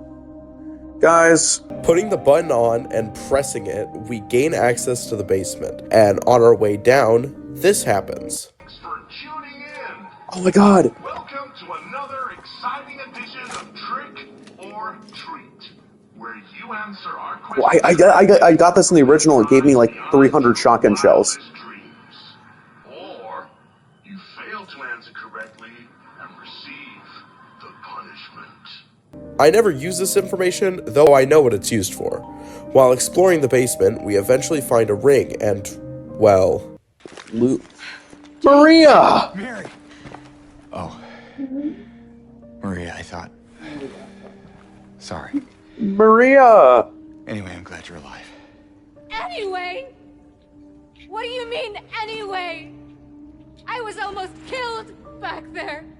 I have never been so scared in my whole life. All you care about is that dead wife of yours. Yes. You couldn't care less about me, could you? I don't. You're my schizo hallucination. Stay with me. Don't leave me alone again. Oh, yeah, guys. You're supposed to take care of me. Oh, yeah, guys.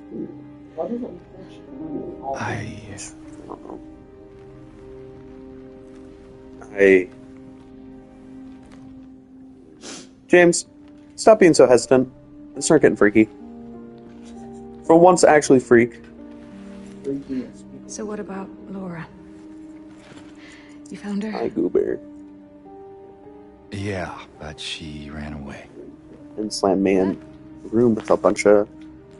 We have to find her. Yeah, you, Stop it. you really seem to care about that girl. Do you know her? Stop it, Miles, you dickhead. I just feel sorry for her. She's all alone, and I don't know, for some reason I feel like it's up to me to protect her. Alrighty, boys. Now we've got Maria with us, and making it back to the first floor, we find a fridge. Incorrect. This guy's the refrigerator.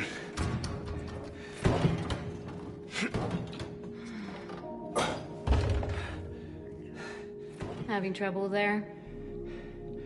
Yeah. You think you could give me a hand? Me? Me? You're supposed to be the big man around here. How's a little girl like me? I'm neither big nor a man. I'm Freaky James. Fine.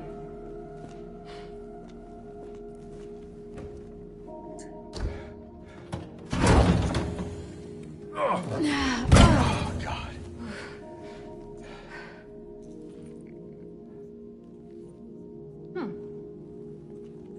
What's this?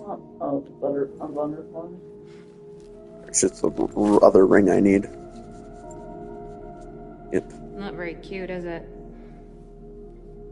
Here, why don't you take it? Thanks.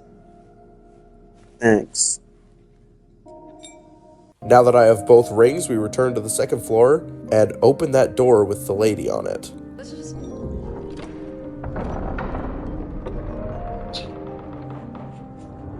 Whatever she was saying. Sorry, Maria. Do not care. What's wrong? I thought you wanted to get out of here. I know. It's just... something doesn't feel right. Come on. It's gonna be fine. We'll be fine.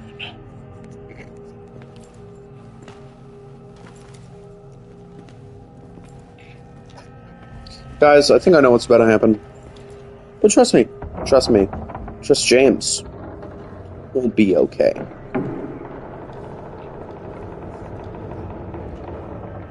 If this is the area I think it is, we'll be doing the best. It is the area I think it is. It's done. What's done?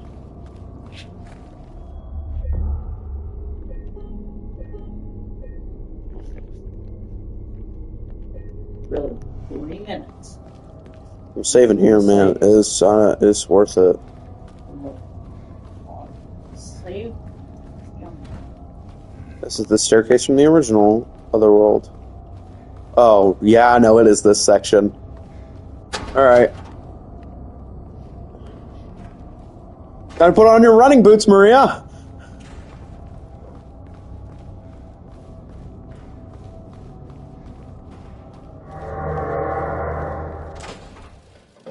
Time to put on your running boots, Maria. Someone's here to say hi.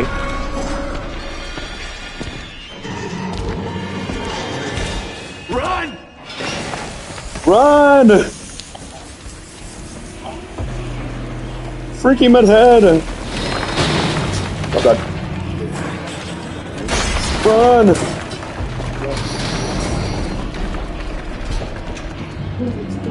Run, Maria!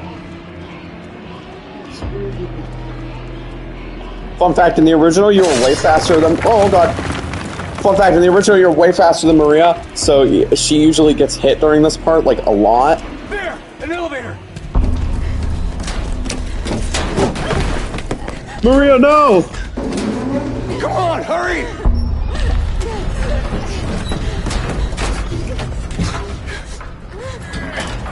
Come on, squeeze through. Your boobs are too big. Your boobs are too big. You got this! Come on!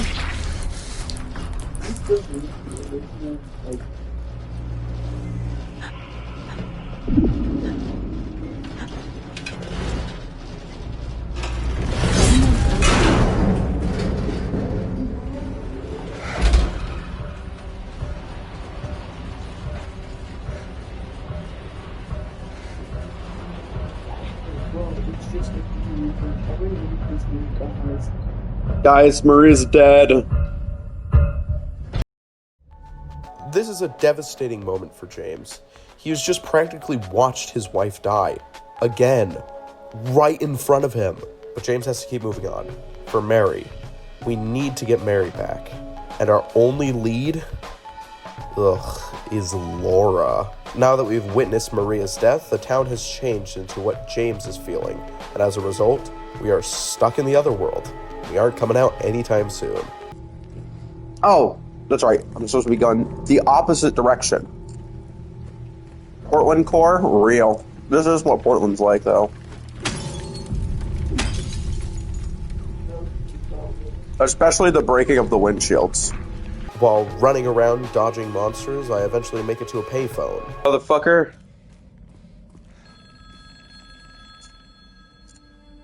Who the hell's calling? Over here stroking my dick. I got lotion on my dick right now. I'm just stroking my shit. I'm horny as fuck, man. I'm a freak, man.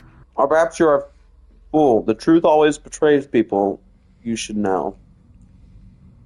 The key is in the park at the feet of the praying woman. The wrench will open the gate. The key will let loose the abyss. Cool. Oh, do you get to jump in the hole from here? I don't know what the abyss is, but I do know a park. So off we go to Rosewater. While on the way there, an area where there was some ominous text in blood now has a door. We remove a bolt off another door and meet a new monster, the Mandarin. It's a thing, definitely a thing. We renamed this one to the Hentai Monkey. We called it this because it hangs from the ceiling like a monkey, and it hits us with tentacles. You know, tentacle hentai. Anyone familiar?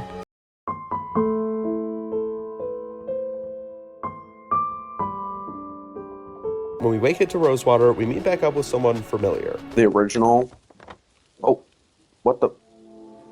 Oh, there was a cutscene there. Hey. It's Angela, guys. Are you feeling better? No.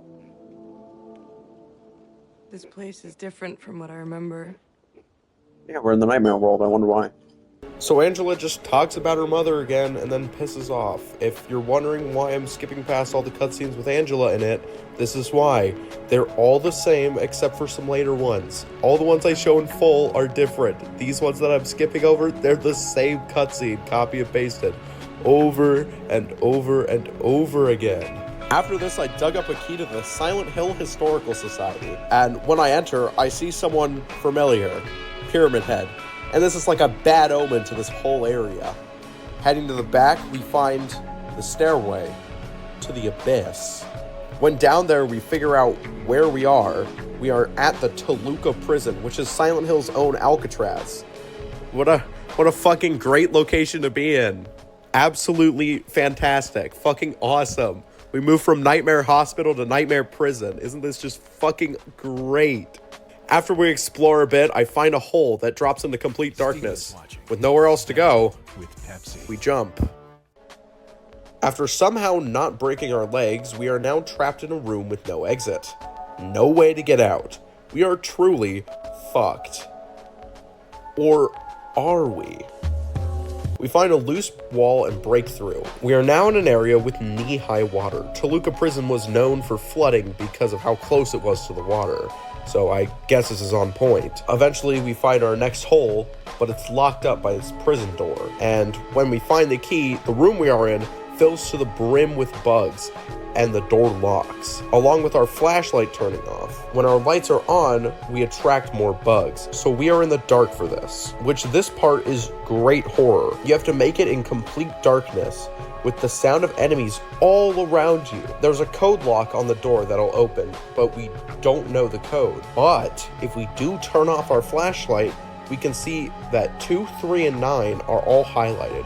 Pressing those buttons in a random order, eventually we unlock it. Then we go to the door blocking the pit, open it up, and jump down. When we hit the bottom, we find a body, a dead one.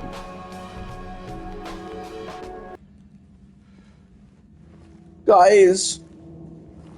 Oh my god. It's something. Oh my god, it's a dead guy. It's a dead guy. Big deal. Eddie, you asshole. What do you look at? Eddie? Hey, Eddie. Oh, hi, James. What happened here? Who was that? I don't know.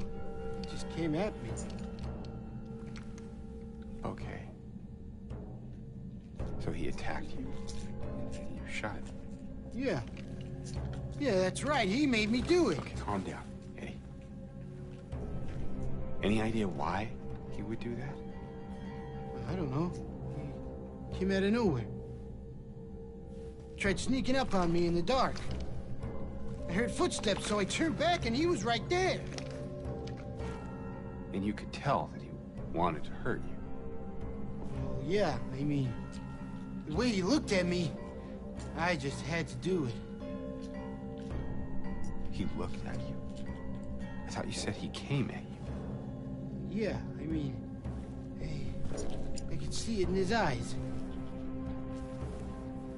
His eyes? He kept looking at me, making fun of me. And I told him not to, but he didn't listen. Eddie, you can't just kill someone because of the way they looked at you.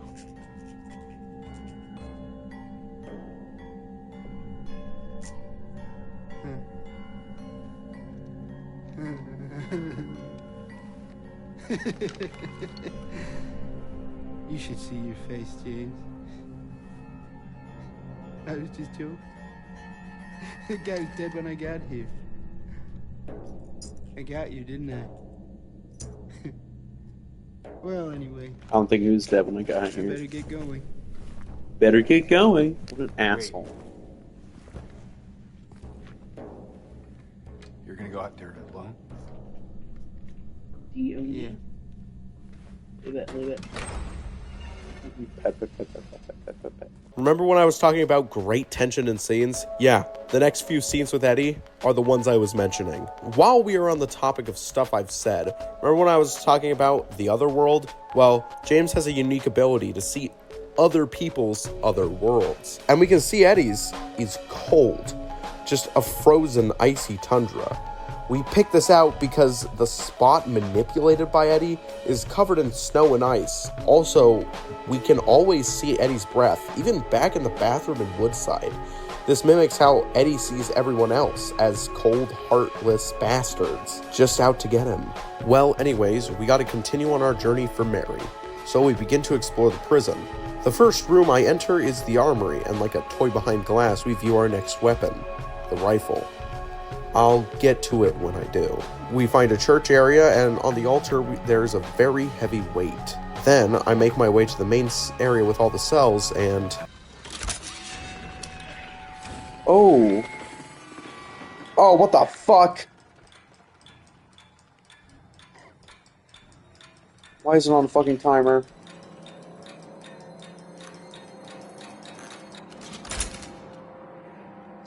Oh, man. Oh, man. Holy shit, man. That's a note moment if I've ever seen one. So you don't need to have the lights on, but the fact that this is how they introduce this interesting lighting mechanic to you is really good. It's a good scare. Also, the fact that they upped the creepiness factor from abandoned hospital it's pretty amazing. Good job, Blooper. Good job. So in the main cell block, there are 5 doors. The eyeless boar, headless serpent, hornless ox, wingless dove, and the door leading to the yard. In the yard, there's a scale with an icon for each of the doors on it. Along with the scale, there's a very small weight there. And when placing our other weight and doing, well, a weight puzzle, we can land on the icon of the snake, which unlocks that door. So entering that area and exploring, we encounter that new type of mannequin from earlier, the Spider Boys. And they are very easy to kill. They're no threat at all. Genuinely, I don't think I was killed by one of these guys a single time. Eventually I find a puzzle where I'm supposed to turn on all the switches, and when I do, the locked door next to us blows open, and on the electric chair in the center of the room, we get the next weight, along with the alarm sounding. So I sprint my way to the exit, killing monsters, and actually, for once, being good at combat. I find a wall crack and slip through, which grants us the armory key. So I book it over there. I rush back so I can obtain my rifle. And if there was a ranking for all the guns in this game, the rifle is S tier. It's above the melee. This is your Resident Evil Magnum. High damage, long range, low ammo, except the rifle has pretty abundant ammo, at least for Silent Hill's standards. We return to the scale and place down our next weight. After moving them around again, we open up the Hornless Ox door. Entering, we head up some stairs, and after a small bit of looking around and spider mannequin killing, we find the key for Cell Block D. And in Cell Block D, we find the Shiv key, which allows us to enter Cell C4, which has a hole we can crawl through, putting us in the walls and letting us into the showers. Honestly, I'm desensitized to the holes by now. There's been so many that it's not a shock factor anymore for me. It's the same, it's the normal. We get a slightly less heavy weight out of it, and the room fills with monsters. I definitely don't have the supplies to deal with it, so I just run. Then I do some more things with the scales and open up the door with the eyeless boar. We can find the visiting room and then the non-inmate and staff area, which is where we find the upper floor key, which allows us to access the upper floor. I know, shocking. On floor 2, we find the warden's office and a typewriter. Pressing it gives us the next weight we need. Back to the weight puzzle, and moving it around again, we finally get access to the wingless dove room. When entering, we realize this area is different from the rest. There aren't any of the normal walls that we've seen up to this point. Instead, it's stone. It's less of a prison down here, more of a dungeon, with some areas having giant rusty spike walls, like medieval torture devices. We eventually make it to a room that unlocks one of the cells with spikes. And when entering, we grab the final weight, but it also locks us in. The walls start to close in slowly until the light goes out and the door opens. We can now head back to the yard, but this time something's new. Behind the scale is a raised platform with 6 wooden structures. But we just move more weights, eventually solving it, which gives us a wooden lever. Now climbing onto the raised platform, we can open 2 pyramid head doors on a cabinet. We were given a few plaques, and written on them are hints towards the puzzle. For this puzzle, we need to match up plaques and the written note about each of the crimes committed. When we complete this and turn around, we find 6 nooses, and we have to determine which victim was innocent and didn't deserve the punishment. The correct one should get us to the next area, but to get there, we have to hang ourselves. Then we drop. Now in a new area lined with tile, we realize that we are in the morgue. And after the morgue, another pit, which we jump down. Now in an area lined with stone, almost like a mine, another pit, which we jump into. Now in an elevator, we descend deeper and deeper into the earth. How deep are we? At this point, we don't know. We're slowly descending into the deepest, darkest depths of madness. At the bottom of the elevator, we reach an area with architecture similar to the apartments. We hear Angela scream out, which means we're in her other world. We follow the noises, eventually making it to a room, which loads us up with supplies, which can only mean one thing. Okay. Please. I'll be good, I promise. Tell him I'll be good, please. What? Angela? Your issue's in the corner. No. Please. James, our issue's in the corner. Daddy! Ah! Another freaky op-ed monster frog thing!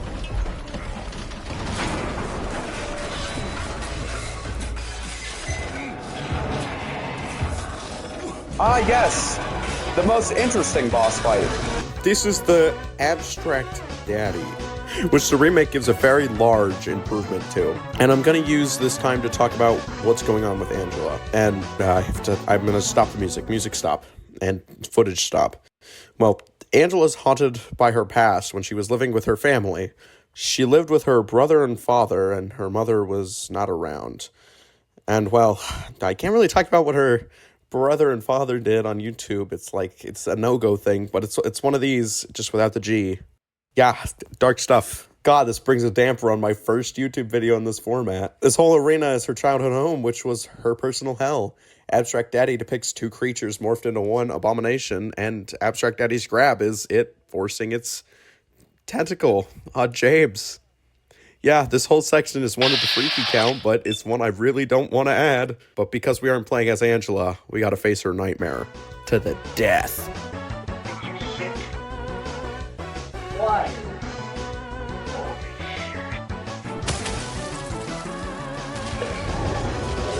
Hey, buddy. Whoa. Dodge into him.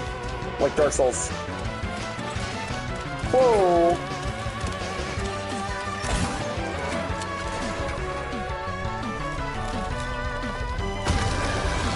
Alright, motherfucker.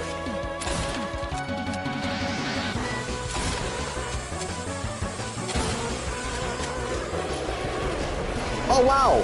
Was that all you had? Oh, I thought that was the end of the fight. Uh-oh, I'm out of ammo. What? No. Rub some salt on that wound. Oh, damn, 8? Ah, what the fuck? Oh, damn, that brought me down to danger. Is that it? Yeah! I got the kill with the melee, baby. Oh, yeah!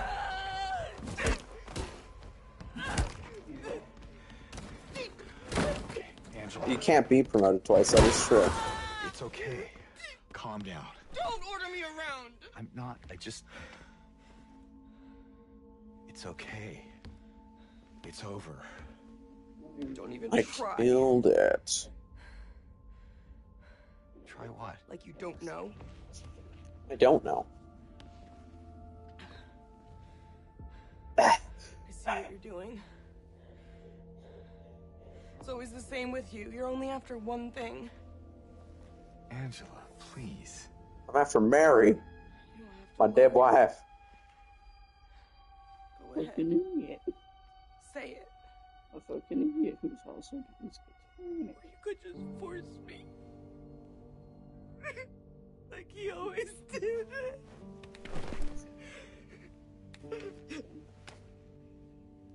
You disgusting pig. Hey, that's what I call Eddie. That's not what I'm supposed to be called. I hate you. I hate you.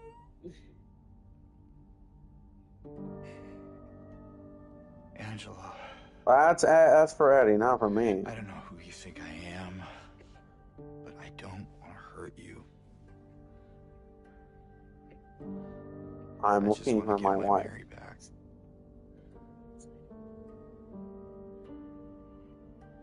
Wow, you're not gonna Mary. kid. Mary. Your own little Mary. At least she was. Or she died of cancer. Oh. For a while. Until she died of cancer. Oh. What? Admit it. You didn't want her around anymore. What? No. She just had cancer. No. You probably found someone else. No. No. Oh my god, James showed emotion. He changed his tone of voice. I need to find my mama. No. Oh. Goodbye. Okay. See ya. I never.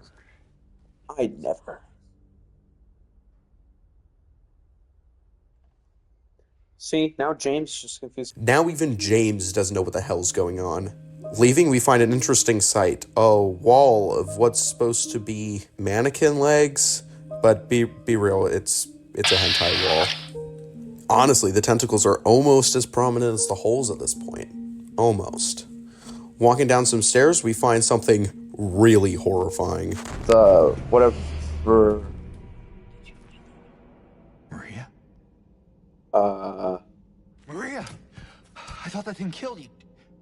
Are you hurt? Not at all, silly. But the thing... Silly. Stabbed you. There was blood everywhere. Stabbed me?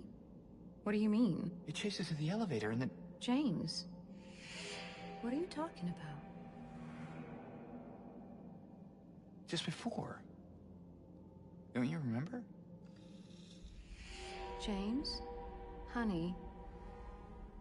Did something happen to you? After we got separated in that long hallway? Are you confusing me with someone else? You were always so forgetful.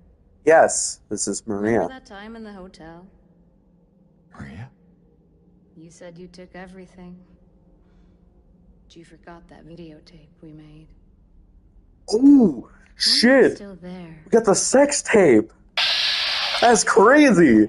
How do you know about that? Aren't you Maria? Okay, so we need to pause. Maria is not real. Freaky James, Eddie, Angela, Laura, all real people. But Maria clearly died.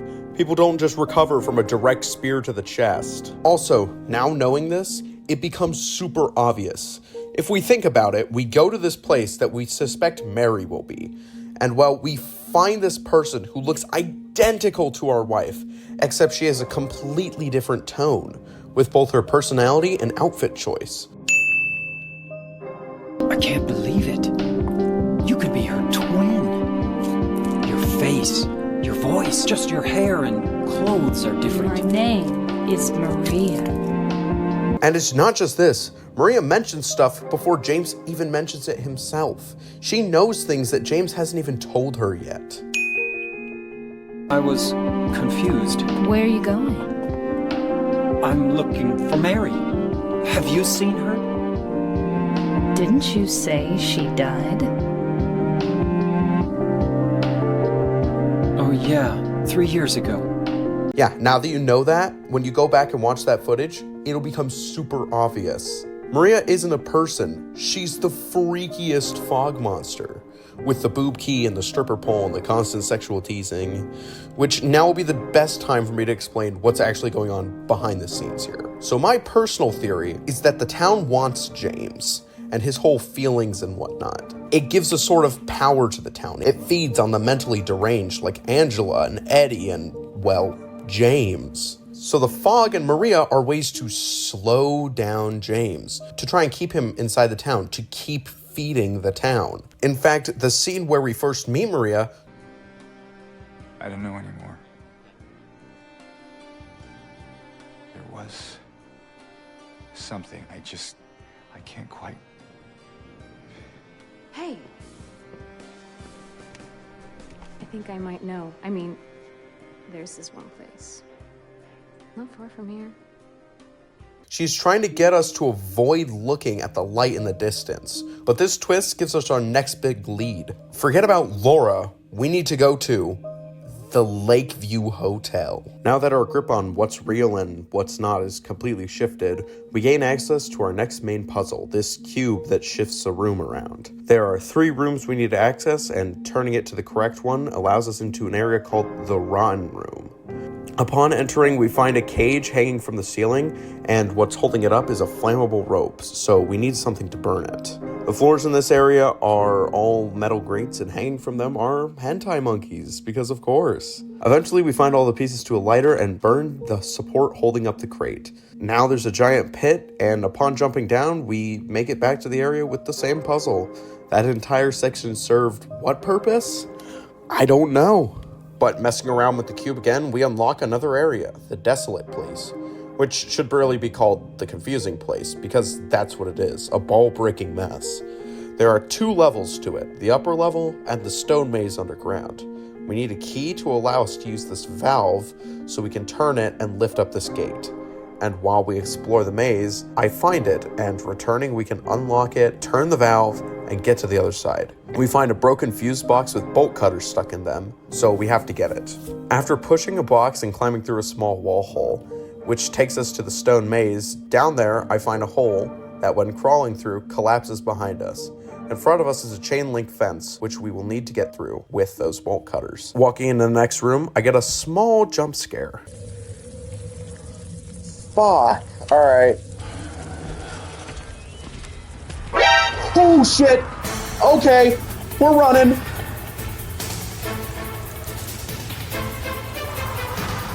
Okay. Okay, we're gonna do this. Pyramid Head with the sword hasn't appeared since the fucking boss fight with him. Inner Sanctum. You will not come for me. Oh shit, he came for me. I thought this was a safe place. Run, James! Run! There's a door! Fuck! Heal! Run, Freaky James, run!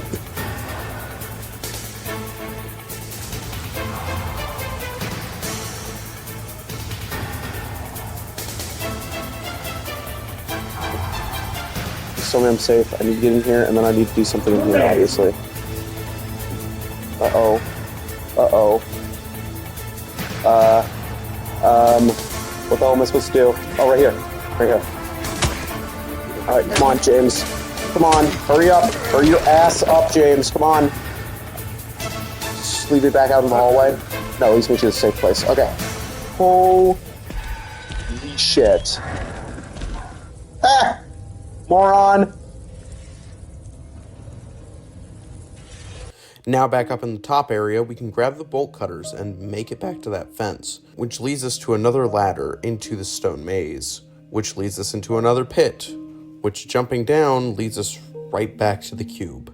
Turning it to the final correct room leads us to the ruined area, which this whole section is for the most part arenas filled with monsters that we defeat and then move on.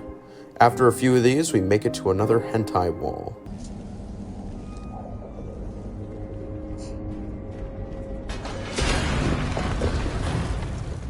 Shit. Do they...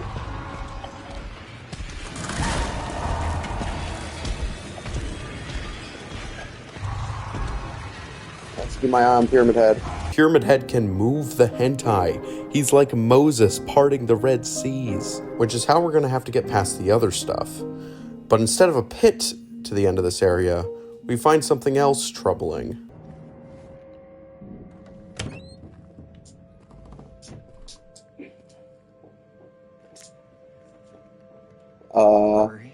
James, what's she... Oh. Damn it, she dead again? Oh.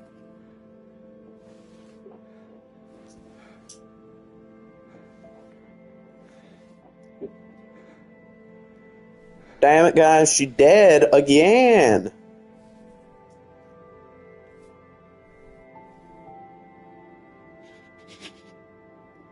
God, cancer.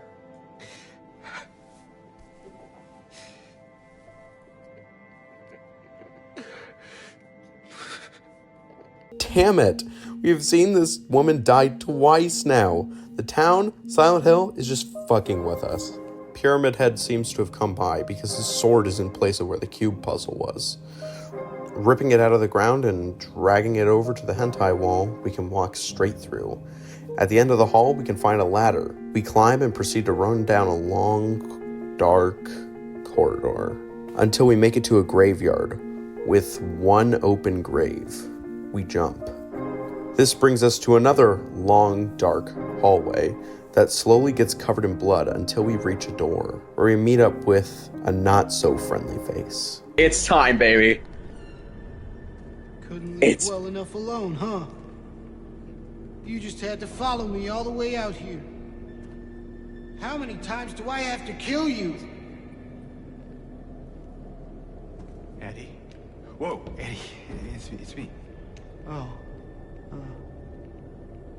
Hi, James. Eddie, what are you doing? Well, what's it look like I'm doing? You fat, disgusting piece of shit, you make me sick. You gonna cry, fat ass? You gonna run to your mama? Waste of skin, why don't you just kill yourself? You're one to fucking talk. Well, maybe he was right. Maybe I am nothing but a fat, disgusting piece of shit. But yes! You know what? It doesn't matter if you're smart, dumb, ugly, pretty. It's all the same once you're dead. And a corpse can't laugh!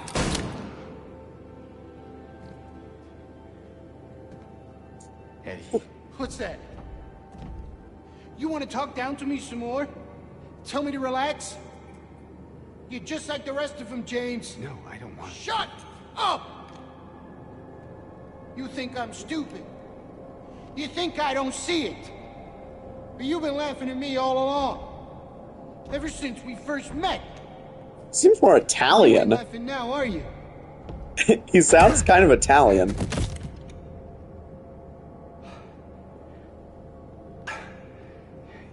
You need help, Eddie. Don't get all holy on me, James. This town called you too. You and me are the same. We're not like other people, don't you know that? Well, you're about to find out. Now it's boss time. Eddie is easily the hardest boss so far. He's big, he's got a gun, and he has 3 phases. Eddie is the absolute worst. His gun does about the amount of damage as a gunshot would do, but guess what? He's gotta die. No. Hey, Eddie. Come here, you fat asshole. Oh, I can hear his gun cock. There you are! Oh.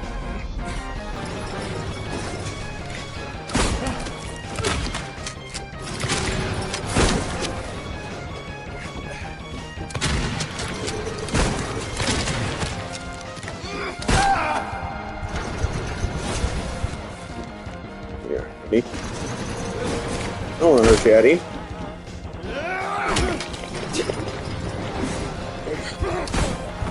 Shit! God damn! Eddie's kicking my ass. Some ripe assery. Oh, fuck! Fuck. Fuck you, Eddie.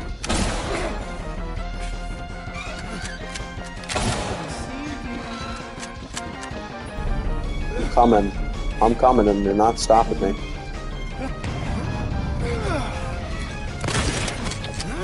That was a dumb fucking move.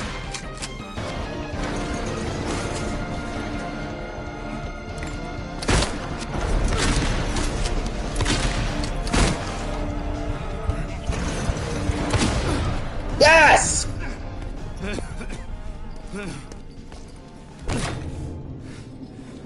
Holy shit!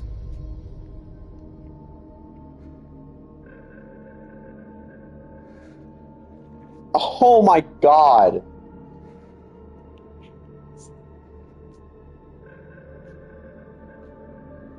Damn. Stop it, for God's sake. No. Please. That fight is so much harder than the original. Holy shit, dude.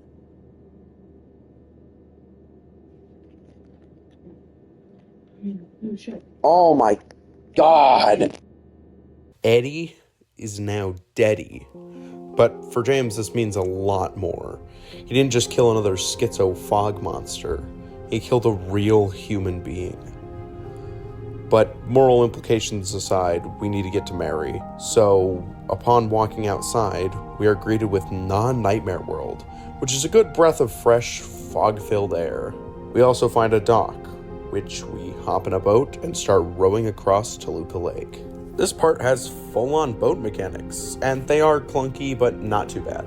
We just row across to the light in the distance, and after that short boat ride, we make it to the Lakeview Hotel, the final area. This is it, the end. At the Lakeview, there are no new monsters, no new weapons, just a test of James's skill. Upon walking in, we notice it's in stunningly well condition. There's barely any wear and tear on any of the surfaces. All the furniture looks good, same with all the wall decoration. And I would like to point out that every area in the remake has a feeling that it's similar, but not exactly like the original. Like, all the locations feel a little bit different in vibe. But here in Lakeview, it feels exactly like the original, minus the basement. It has the same essence to the RPD and the RE2 remake. It's a very faithful recreation of that area. Although the RPD was reused for that Carlos section in the RE3 remake, which just sucks. Where the hell am I? We hear a piano playing from the dining room, so we rush there. Damn. Did I scare you? Yes, you scared the shit. You did.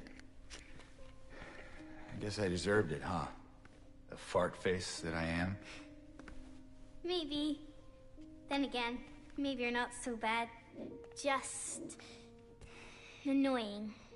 Oh, well, what an asshole. So, you got any other things planned? I Leave think I it. saw a dark room back there you could lock me up in. No. I think you've had enough. For now. Well, that's reassuring. Besides, I need your help finding Mary. She's here. Isn't she? Come on. Leave it. Tell me. I wish I knew. But she said it in her letter. Hey, no! Stop it! Yeah, take me out. So there really is a letter? Oh. Yeah.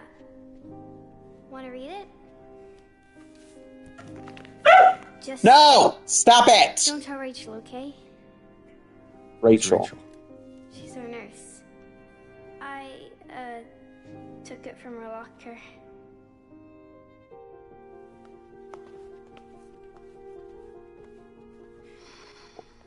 My dearest Laura, I'm leaving this letter with Rachel to give to you after I'm gone. I'm far away now, in a quiet, beautiful place. Please forgive me for not saying goodbye before I left. Be well, Laura. Don't be too hard on the sisters.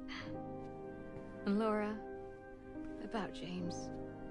I know you hate him because you think he isn't nice to me, but please, give him a chance. It's true, he can be a little surly sometimes, and he doesn't laugh much. But underneath, he's a really sweet person. I love you, Laura. I love you like my very own daughter. I wish things were different. I wish we could be happy together, like we talked about. Even so, I know you will have a good life. You're a strong, smart, beautiful girl. This is how we can tell she is real. Birthday, Laura. Your friend, Mary.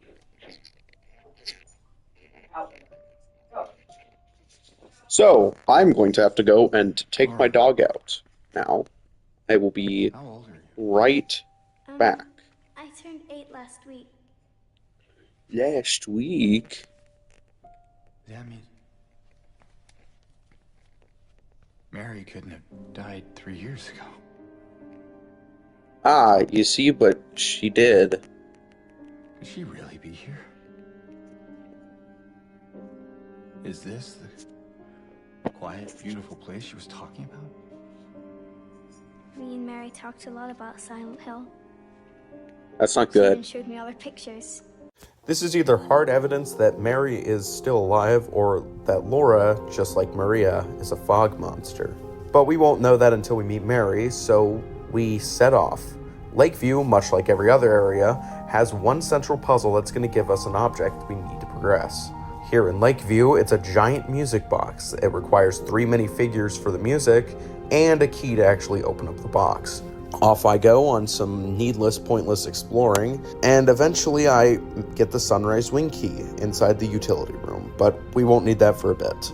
Soon after, I make it to the library, and the puzzle in here requires me to move books into the order the animals appear on both the spine of the book and the painting on the other side of the room. After completion, it opens into a hidden room with a briefcase that's letter locked. In the same room, we find a mirror with a broken light bulb covered in a red something. So exploring for these necessary items, we find a key to room 202 and a ripe apple. Soon I make it to a room with a broken mirror, and I slowly put it back together and then place the ripe apple in front, which makes the mirror do this, along with summoning the Snow White figure in the next room.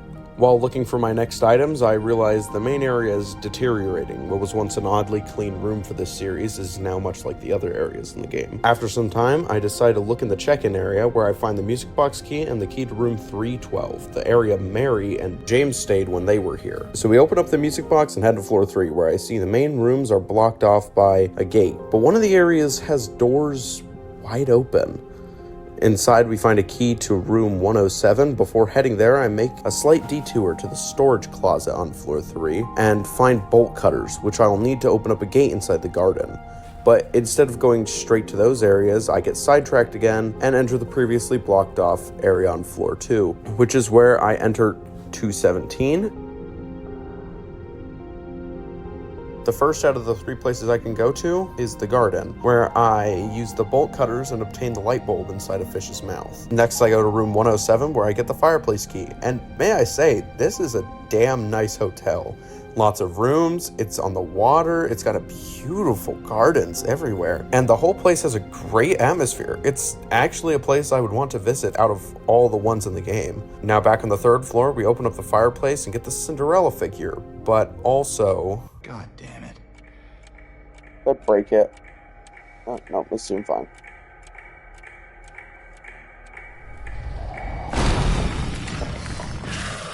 Oh, what?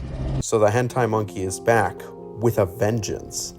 And it kills me here because I'm bad at video games. But on my 2nd attempt, I managed to escape and eventually make it to a nearby room, where I obtain red paint, which is needed for that mirror back in the hidden room. But for once in this game, there's some logic behind it, and I need a can opener to actually get into the paint can, which I find inside that book that I shot down earlier.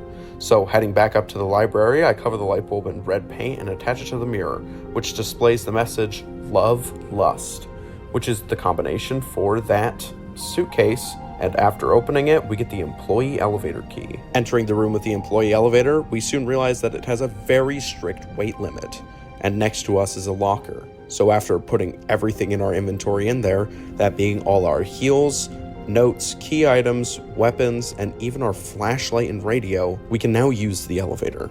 We take it down to a blocked off area of the 1st floor, where we realize we are going to be doing this whole section without weapons, while hentai monkeys are patrolling around. But they are slow, and I have the greatest power, broken dodge. So we need 3 pieces of a puzzle. We can find one in the same area as the puzzle itself, we can find one inside the freezer in the pantry, and the final one on the counter in the kitchen with the lying figure. After arranging the symbols into a shape, we get a code for the safe, which gives us a VHS and a key to the basement. The VHS being the tape that James and Mary made all those years ago. Now in the basement, we find an area blocked off by a broken pipe, so we need a valve to fix it. And only after a little exploring, we can find the valve, and turning off the harmful gas inside the generator room, now we can grab the key to the bar. Exiting this area, the fish tank in the bar is broken, and on the floor in front of the jukebox, we can acquire the Little Mermaid figure, which is the final one we need for the music box. But before I go finish that part of the game, I go and grab all my shit back. We place all the figures and fuck around with this shit before we get the key to the 3rd floor. And finally, after all this work and time, we can go meet Mary. But she's not here. The only thing that is a VHS player. Now, while this cutscene plays out and James eventually yells at Laura, I have some explaining to do. For the unaware, this tape shows James killing Mary. It's not just that she's been dead for all these years. We killed her. We don't know why or why we are here or anything. We're just destroyed. And this is where it finally happens. This is where the illusion breaks. James is broken to the fullest. And as a result, there is no other world, no fog world. It's just reality as is. And well, the Lakeview Hotel burned to the ground a few years ago. So this facade we have been walking around fades away. And we finally get to see the true view of this place. But just in case you thought our mission was over, we hear Mary talking to us on the radio, telling us to not give up. So we rush to find out what's truly going on. And these final moments of the game, there isn't any combat, it's just getting to Mary, with this somber and sad tone. Along with this amazing song playing, Blank Fairy, it fits the scene perfectly. We eventually make it to an elevator, which we take to the basement, now flooded in knee-high water. We traverse the basement before we make a final encounter with Angela. You see, that's our problem here. Angela.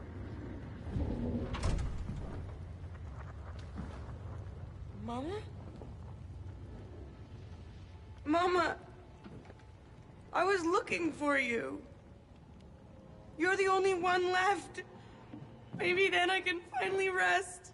Mama. What's wrong? Wait. You're not my mama. Far from it. It's you.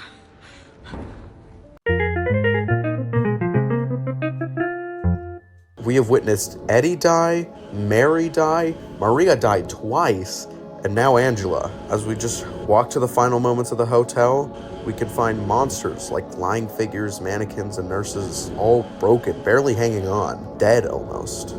Finally, we make it to these concrete corridors, and then 9 save squares all put together, and a massive door, which upon going through... It's rock.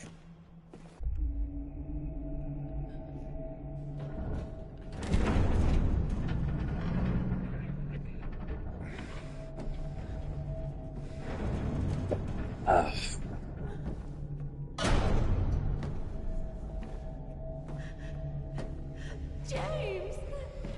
Oh?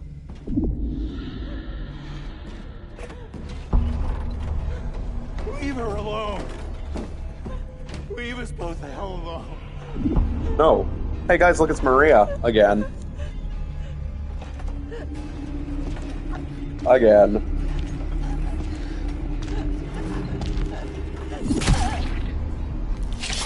Oh, she got speared in the chest again.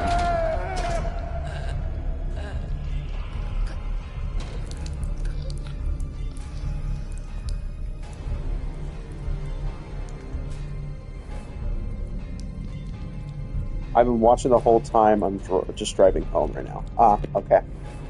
It's time.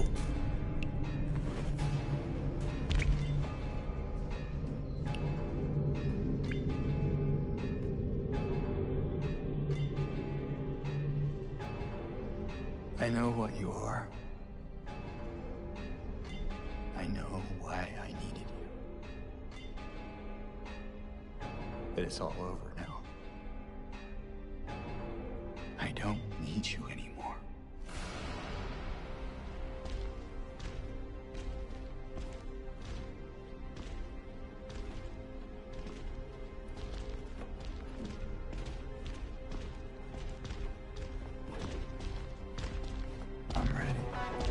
This is it, a final test of strength by James's mind.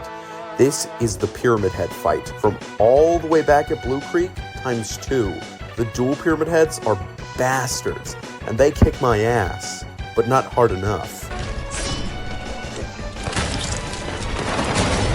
Ow, okay.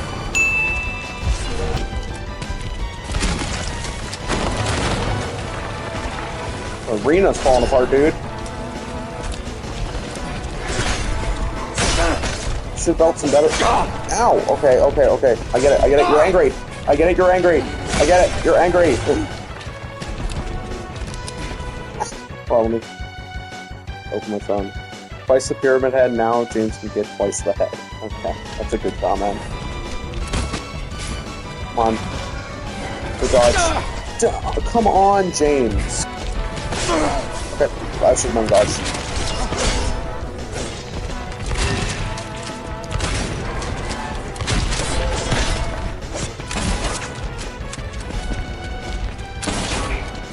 Oh, I did it!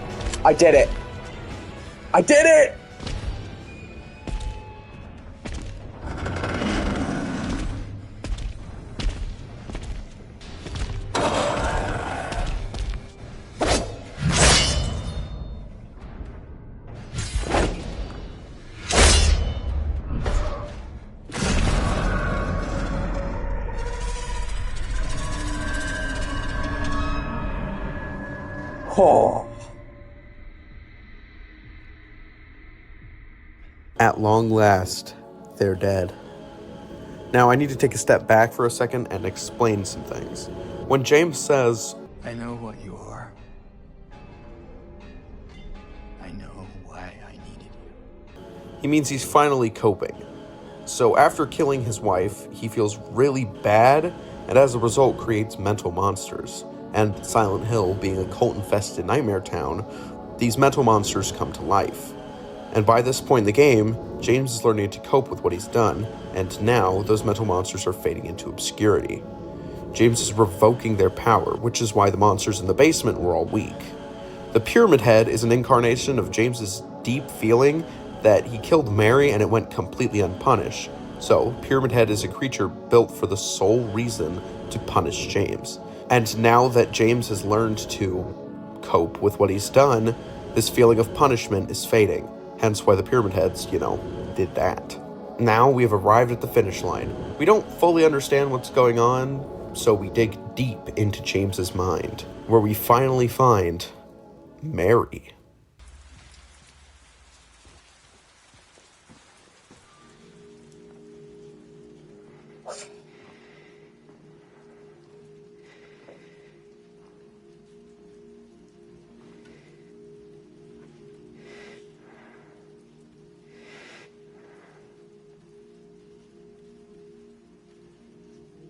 Mary?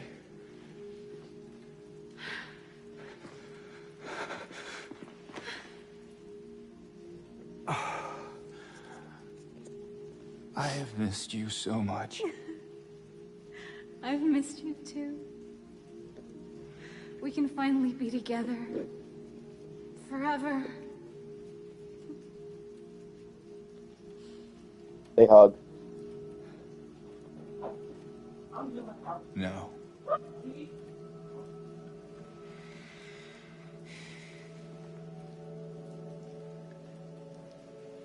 James, Then she dies. They hug. honey. What's wrong? You existing still. That's what's wrong. I know you tried, James, please. but she's gone. I know that now. Stop it. And I can't just keep pretending. Shut up! What do you want?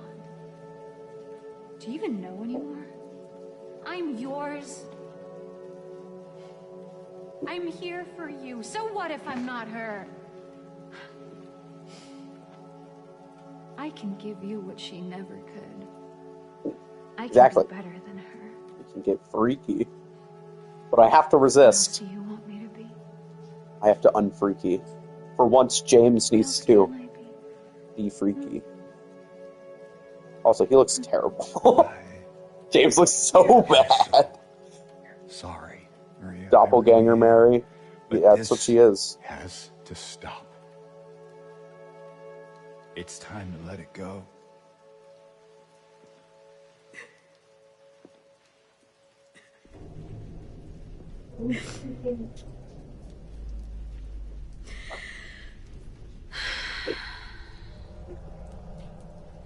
No.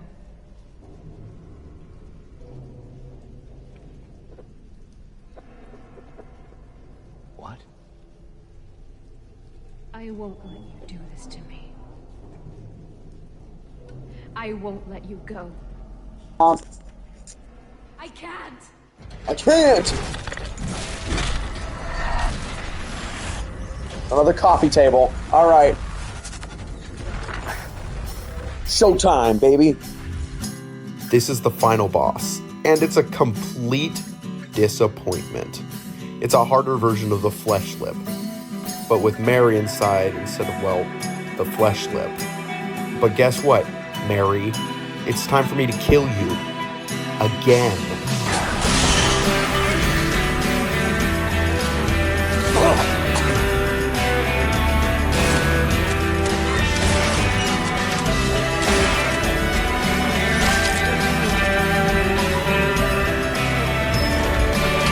Every boss fight in this game is a rectangle or triangle. You're not wrong. Her head is a triangle. My bad. Yep, hit ya. Same as the one in the hospital. Again, now go to the spider form.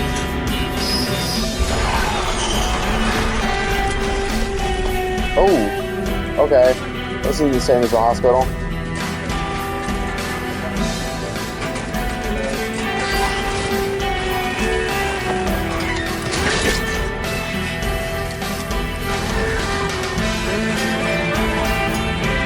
Area. This part of the fight sucks.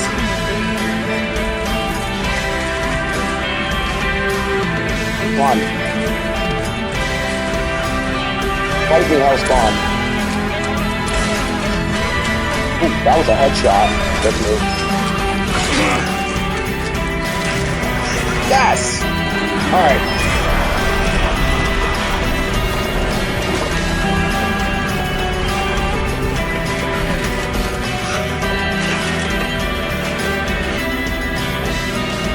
I can see you now.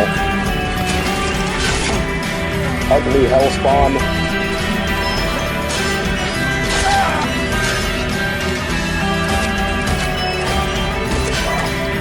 Ow. Oh, okay, that's very bad.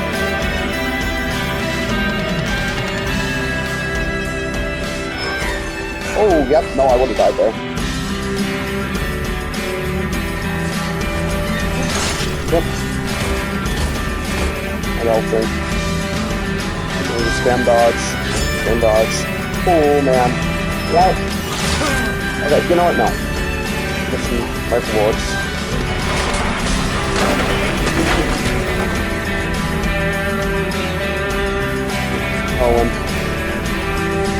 Oh, I didn't pick up any shotgun ammo, apparently. Oh, just rifle? Alright. I'll play how you want to play.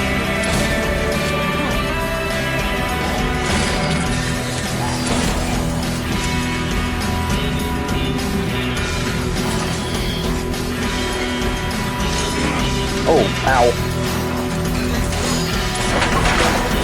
That's so loud. It's so loud. Gotcha!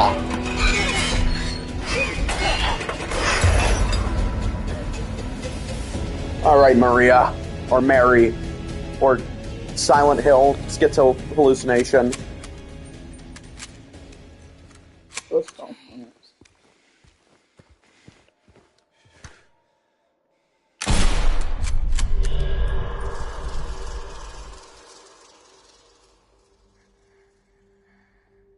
Eat my asshole.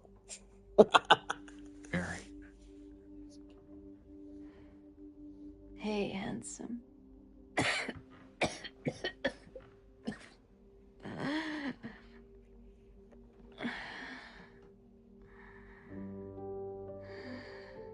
sorry.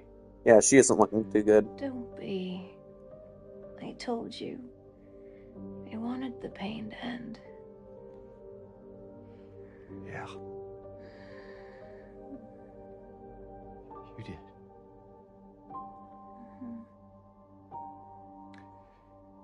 But that's not why I did it.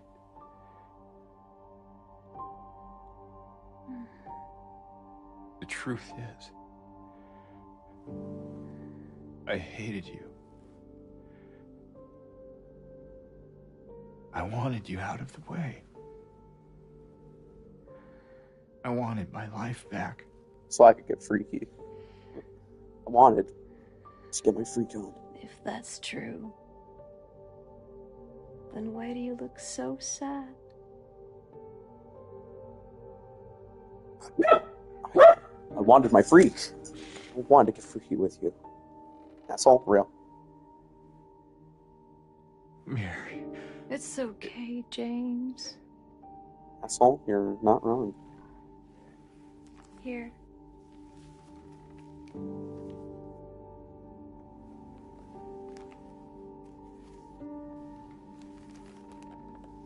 I don't think I got the good ending, by the way. I think I got the That's bad. what you've been looking for.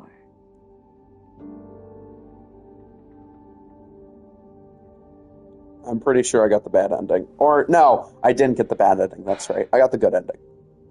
I'm pretty sure. I'm hoping. I'm hoping we get end of run stats and I figure out which ending I'm on.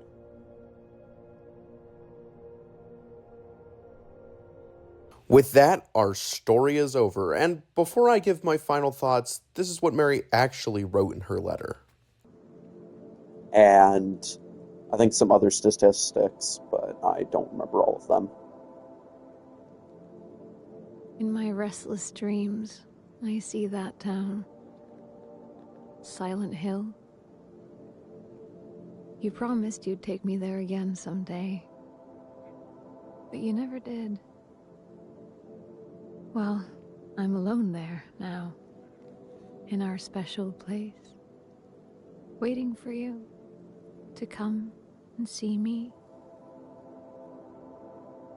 But you never do.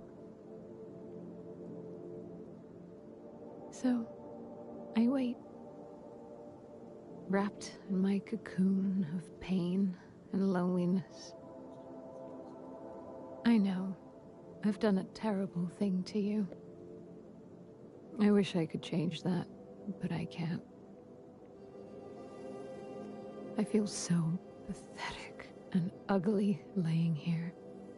Every day I stare up at the cracks in the ceiling, and all I can think about is how unfair it is. The doctor came today. Told me I could go home for a short stay. It's not that I'm getting better. It's just that this could be my last chance. Even so, I'm glad to be coming home. I missed you so much. But I'm afraid, James. I'm afraid you don't really want me to come home. Every time you come to see me, I can tell how hard it is on you. I don't know if you hate me or pity me. Maybe I just disgust you.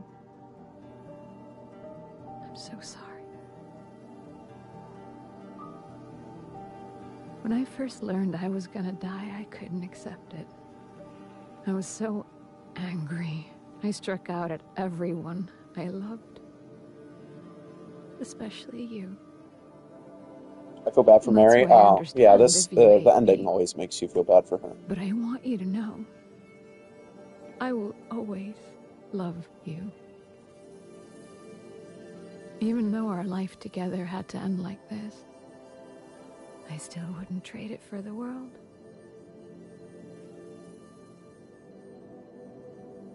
Well, this letter has gone on too long, so I'll say goodbye.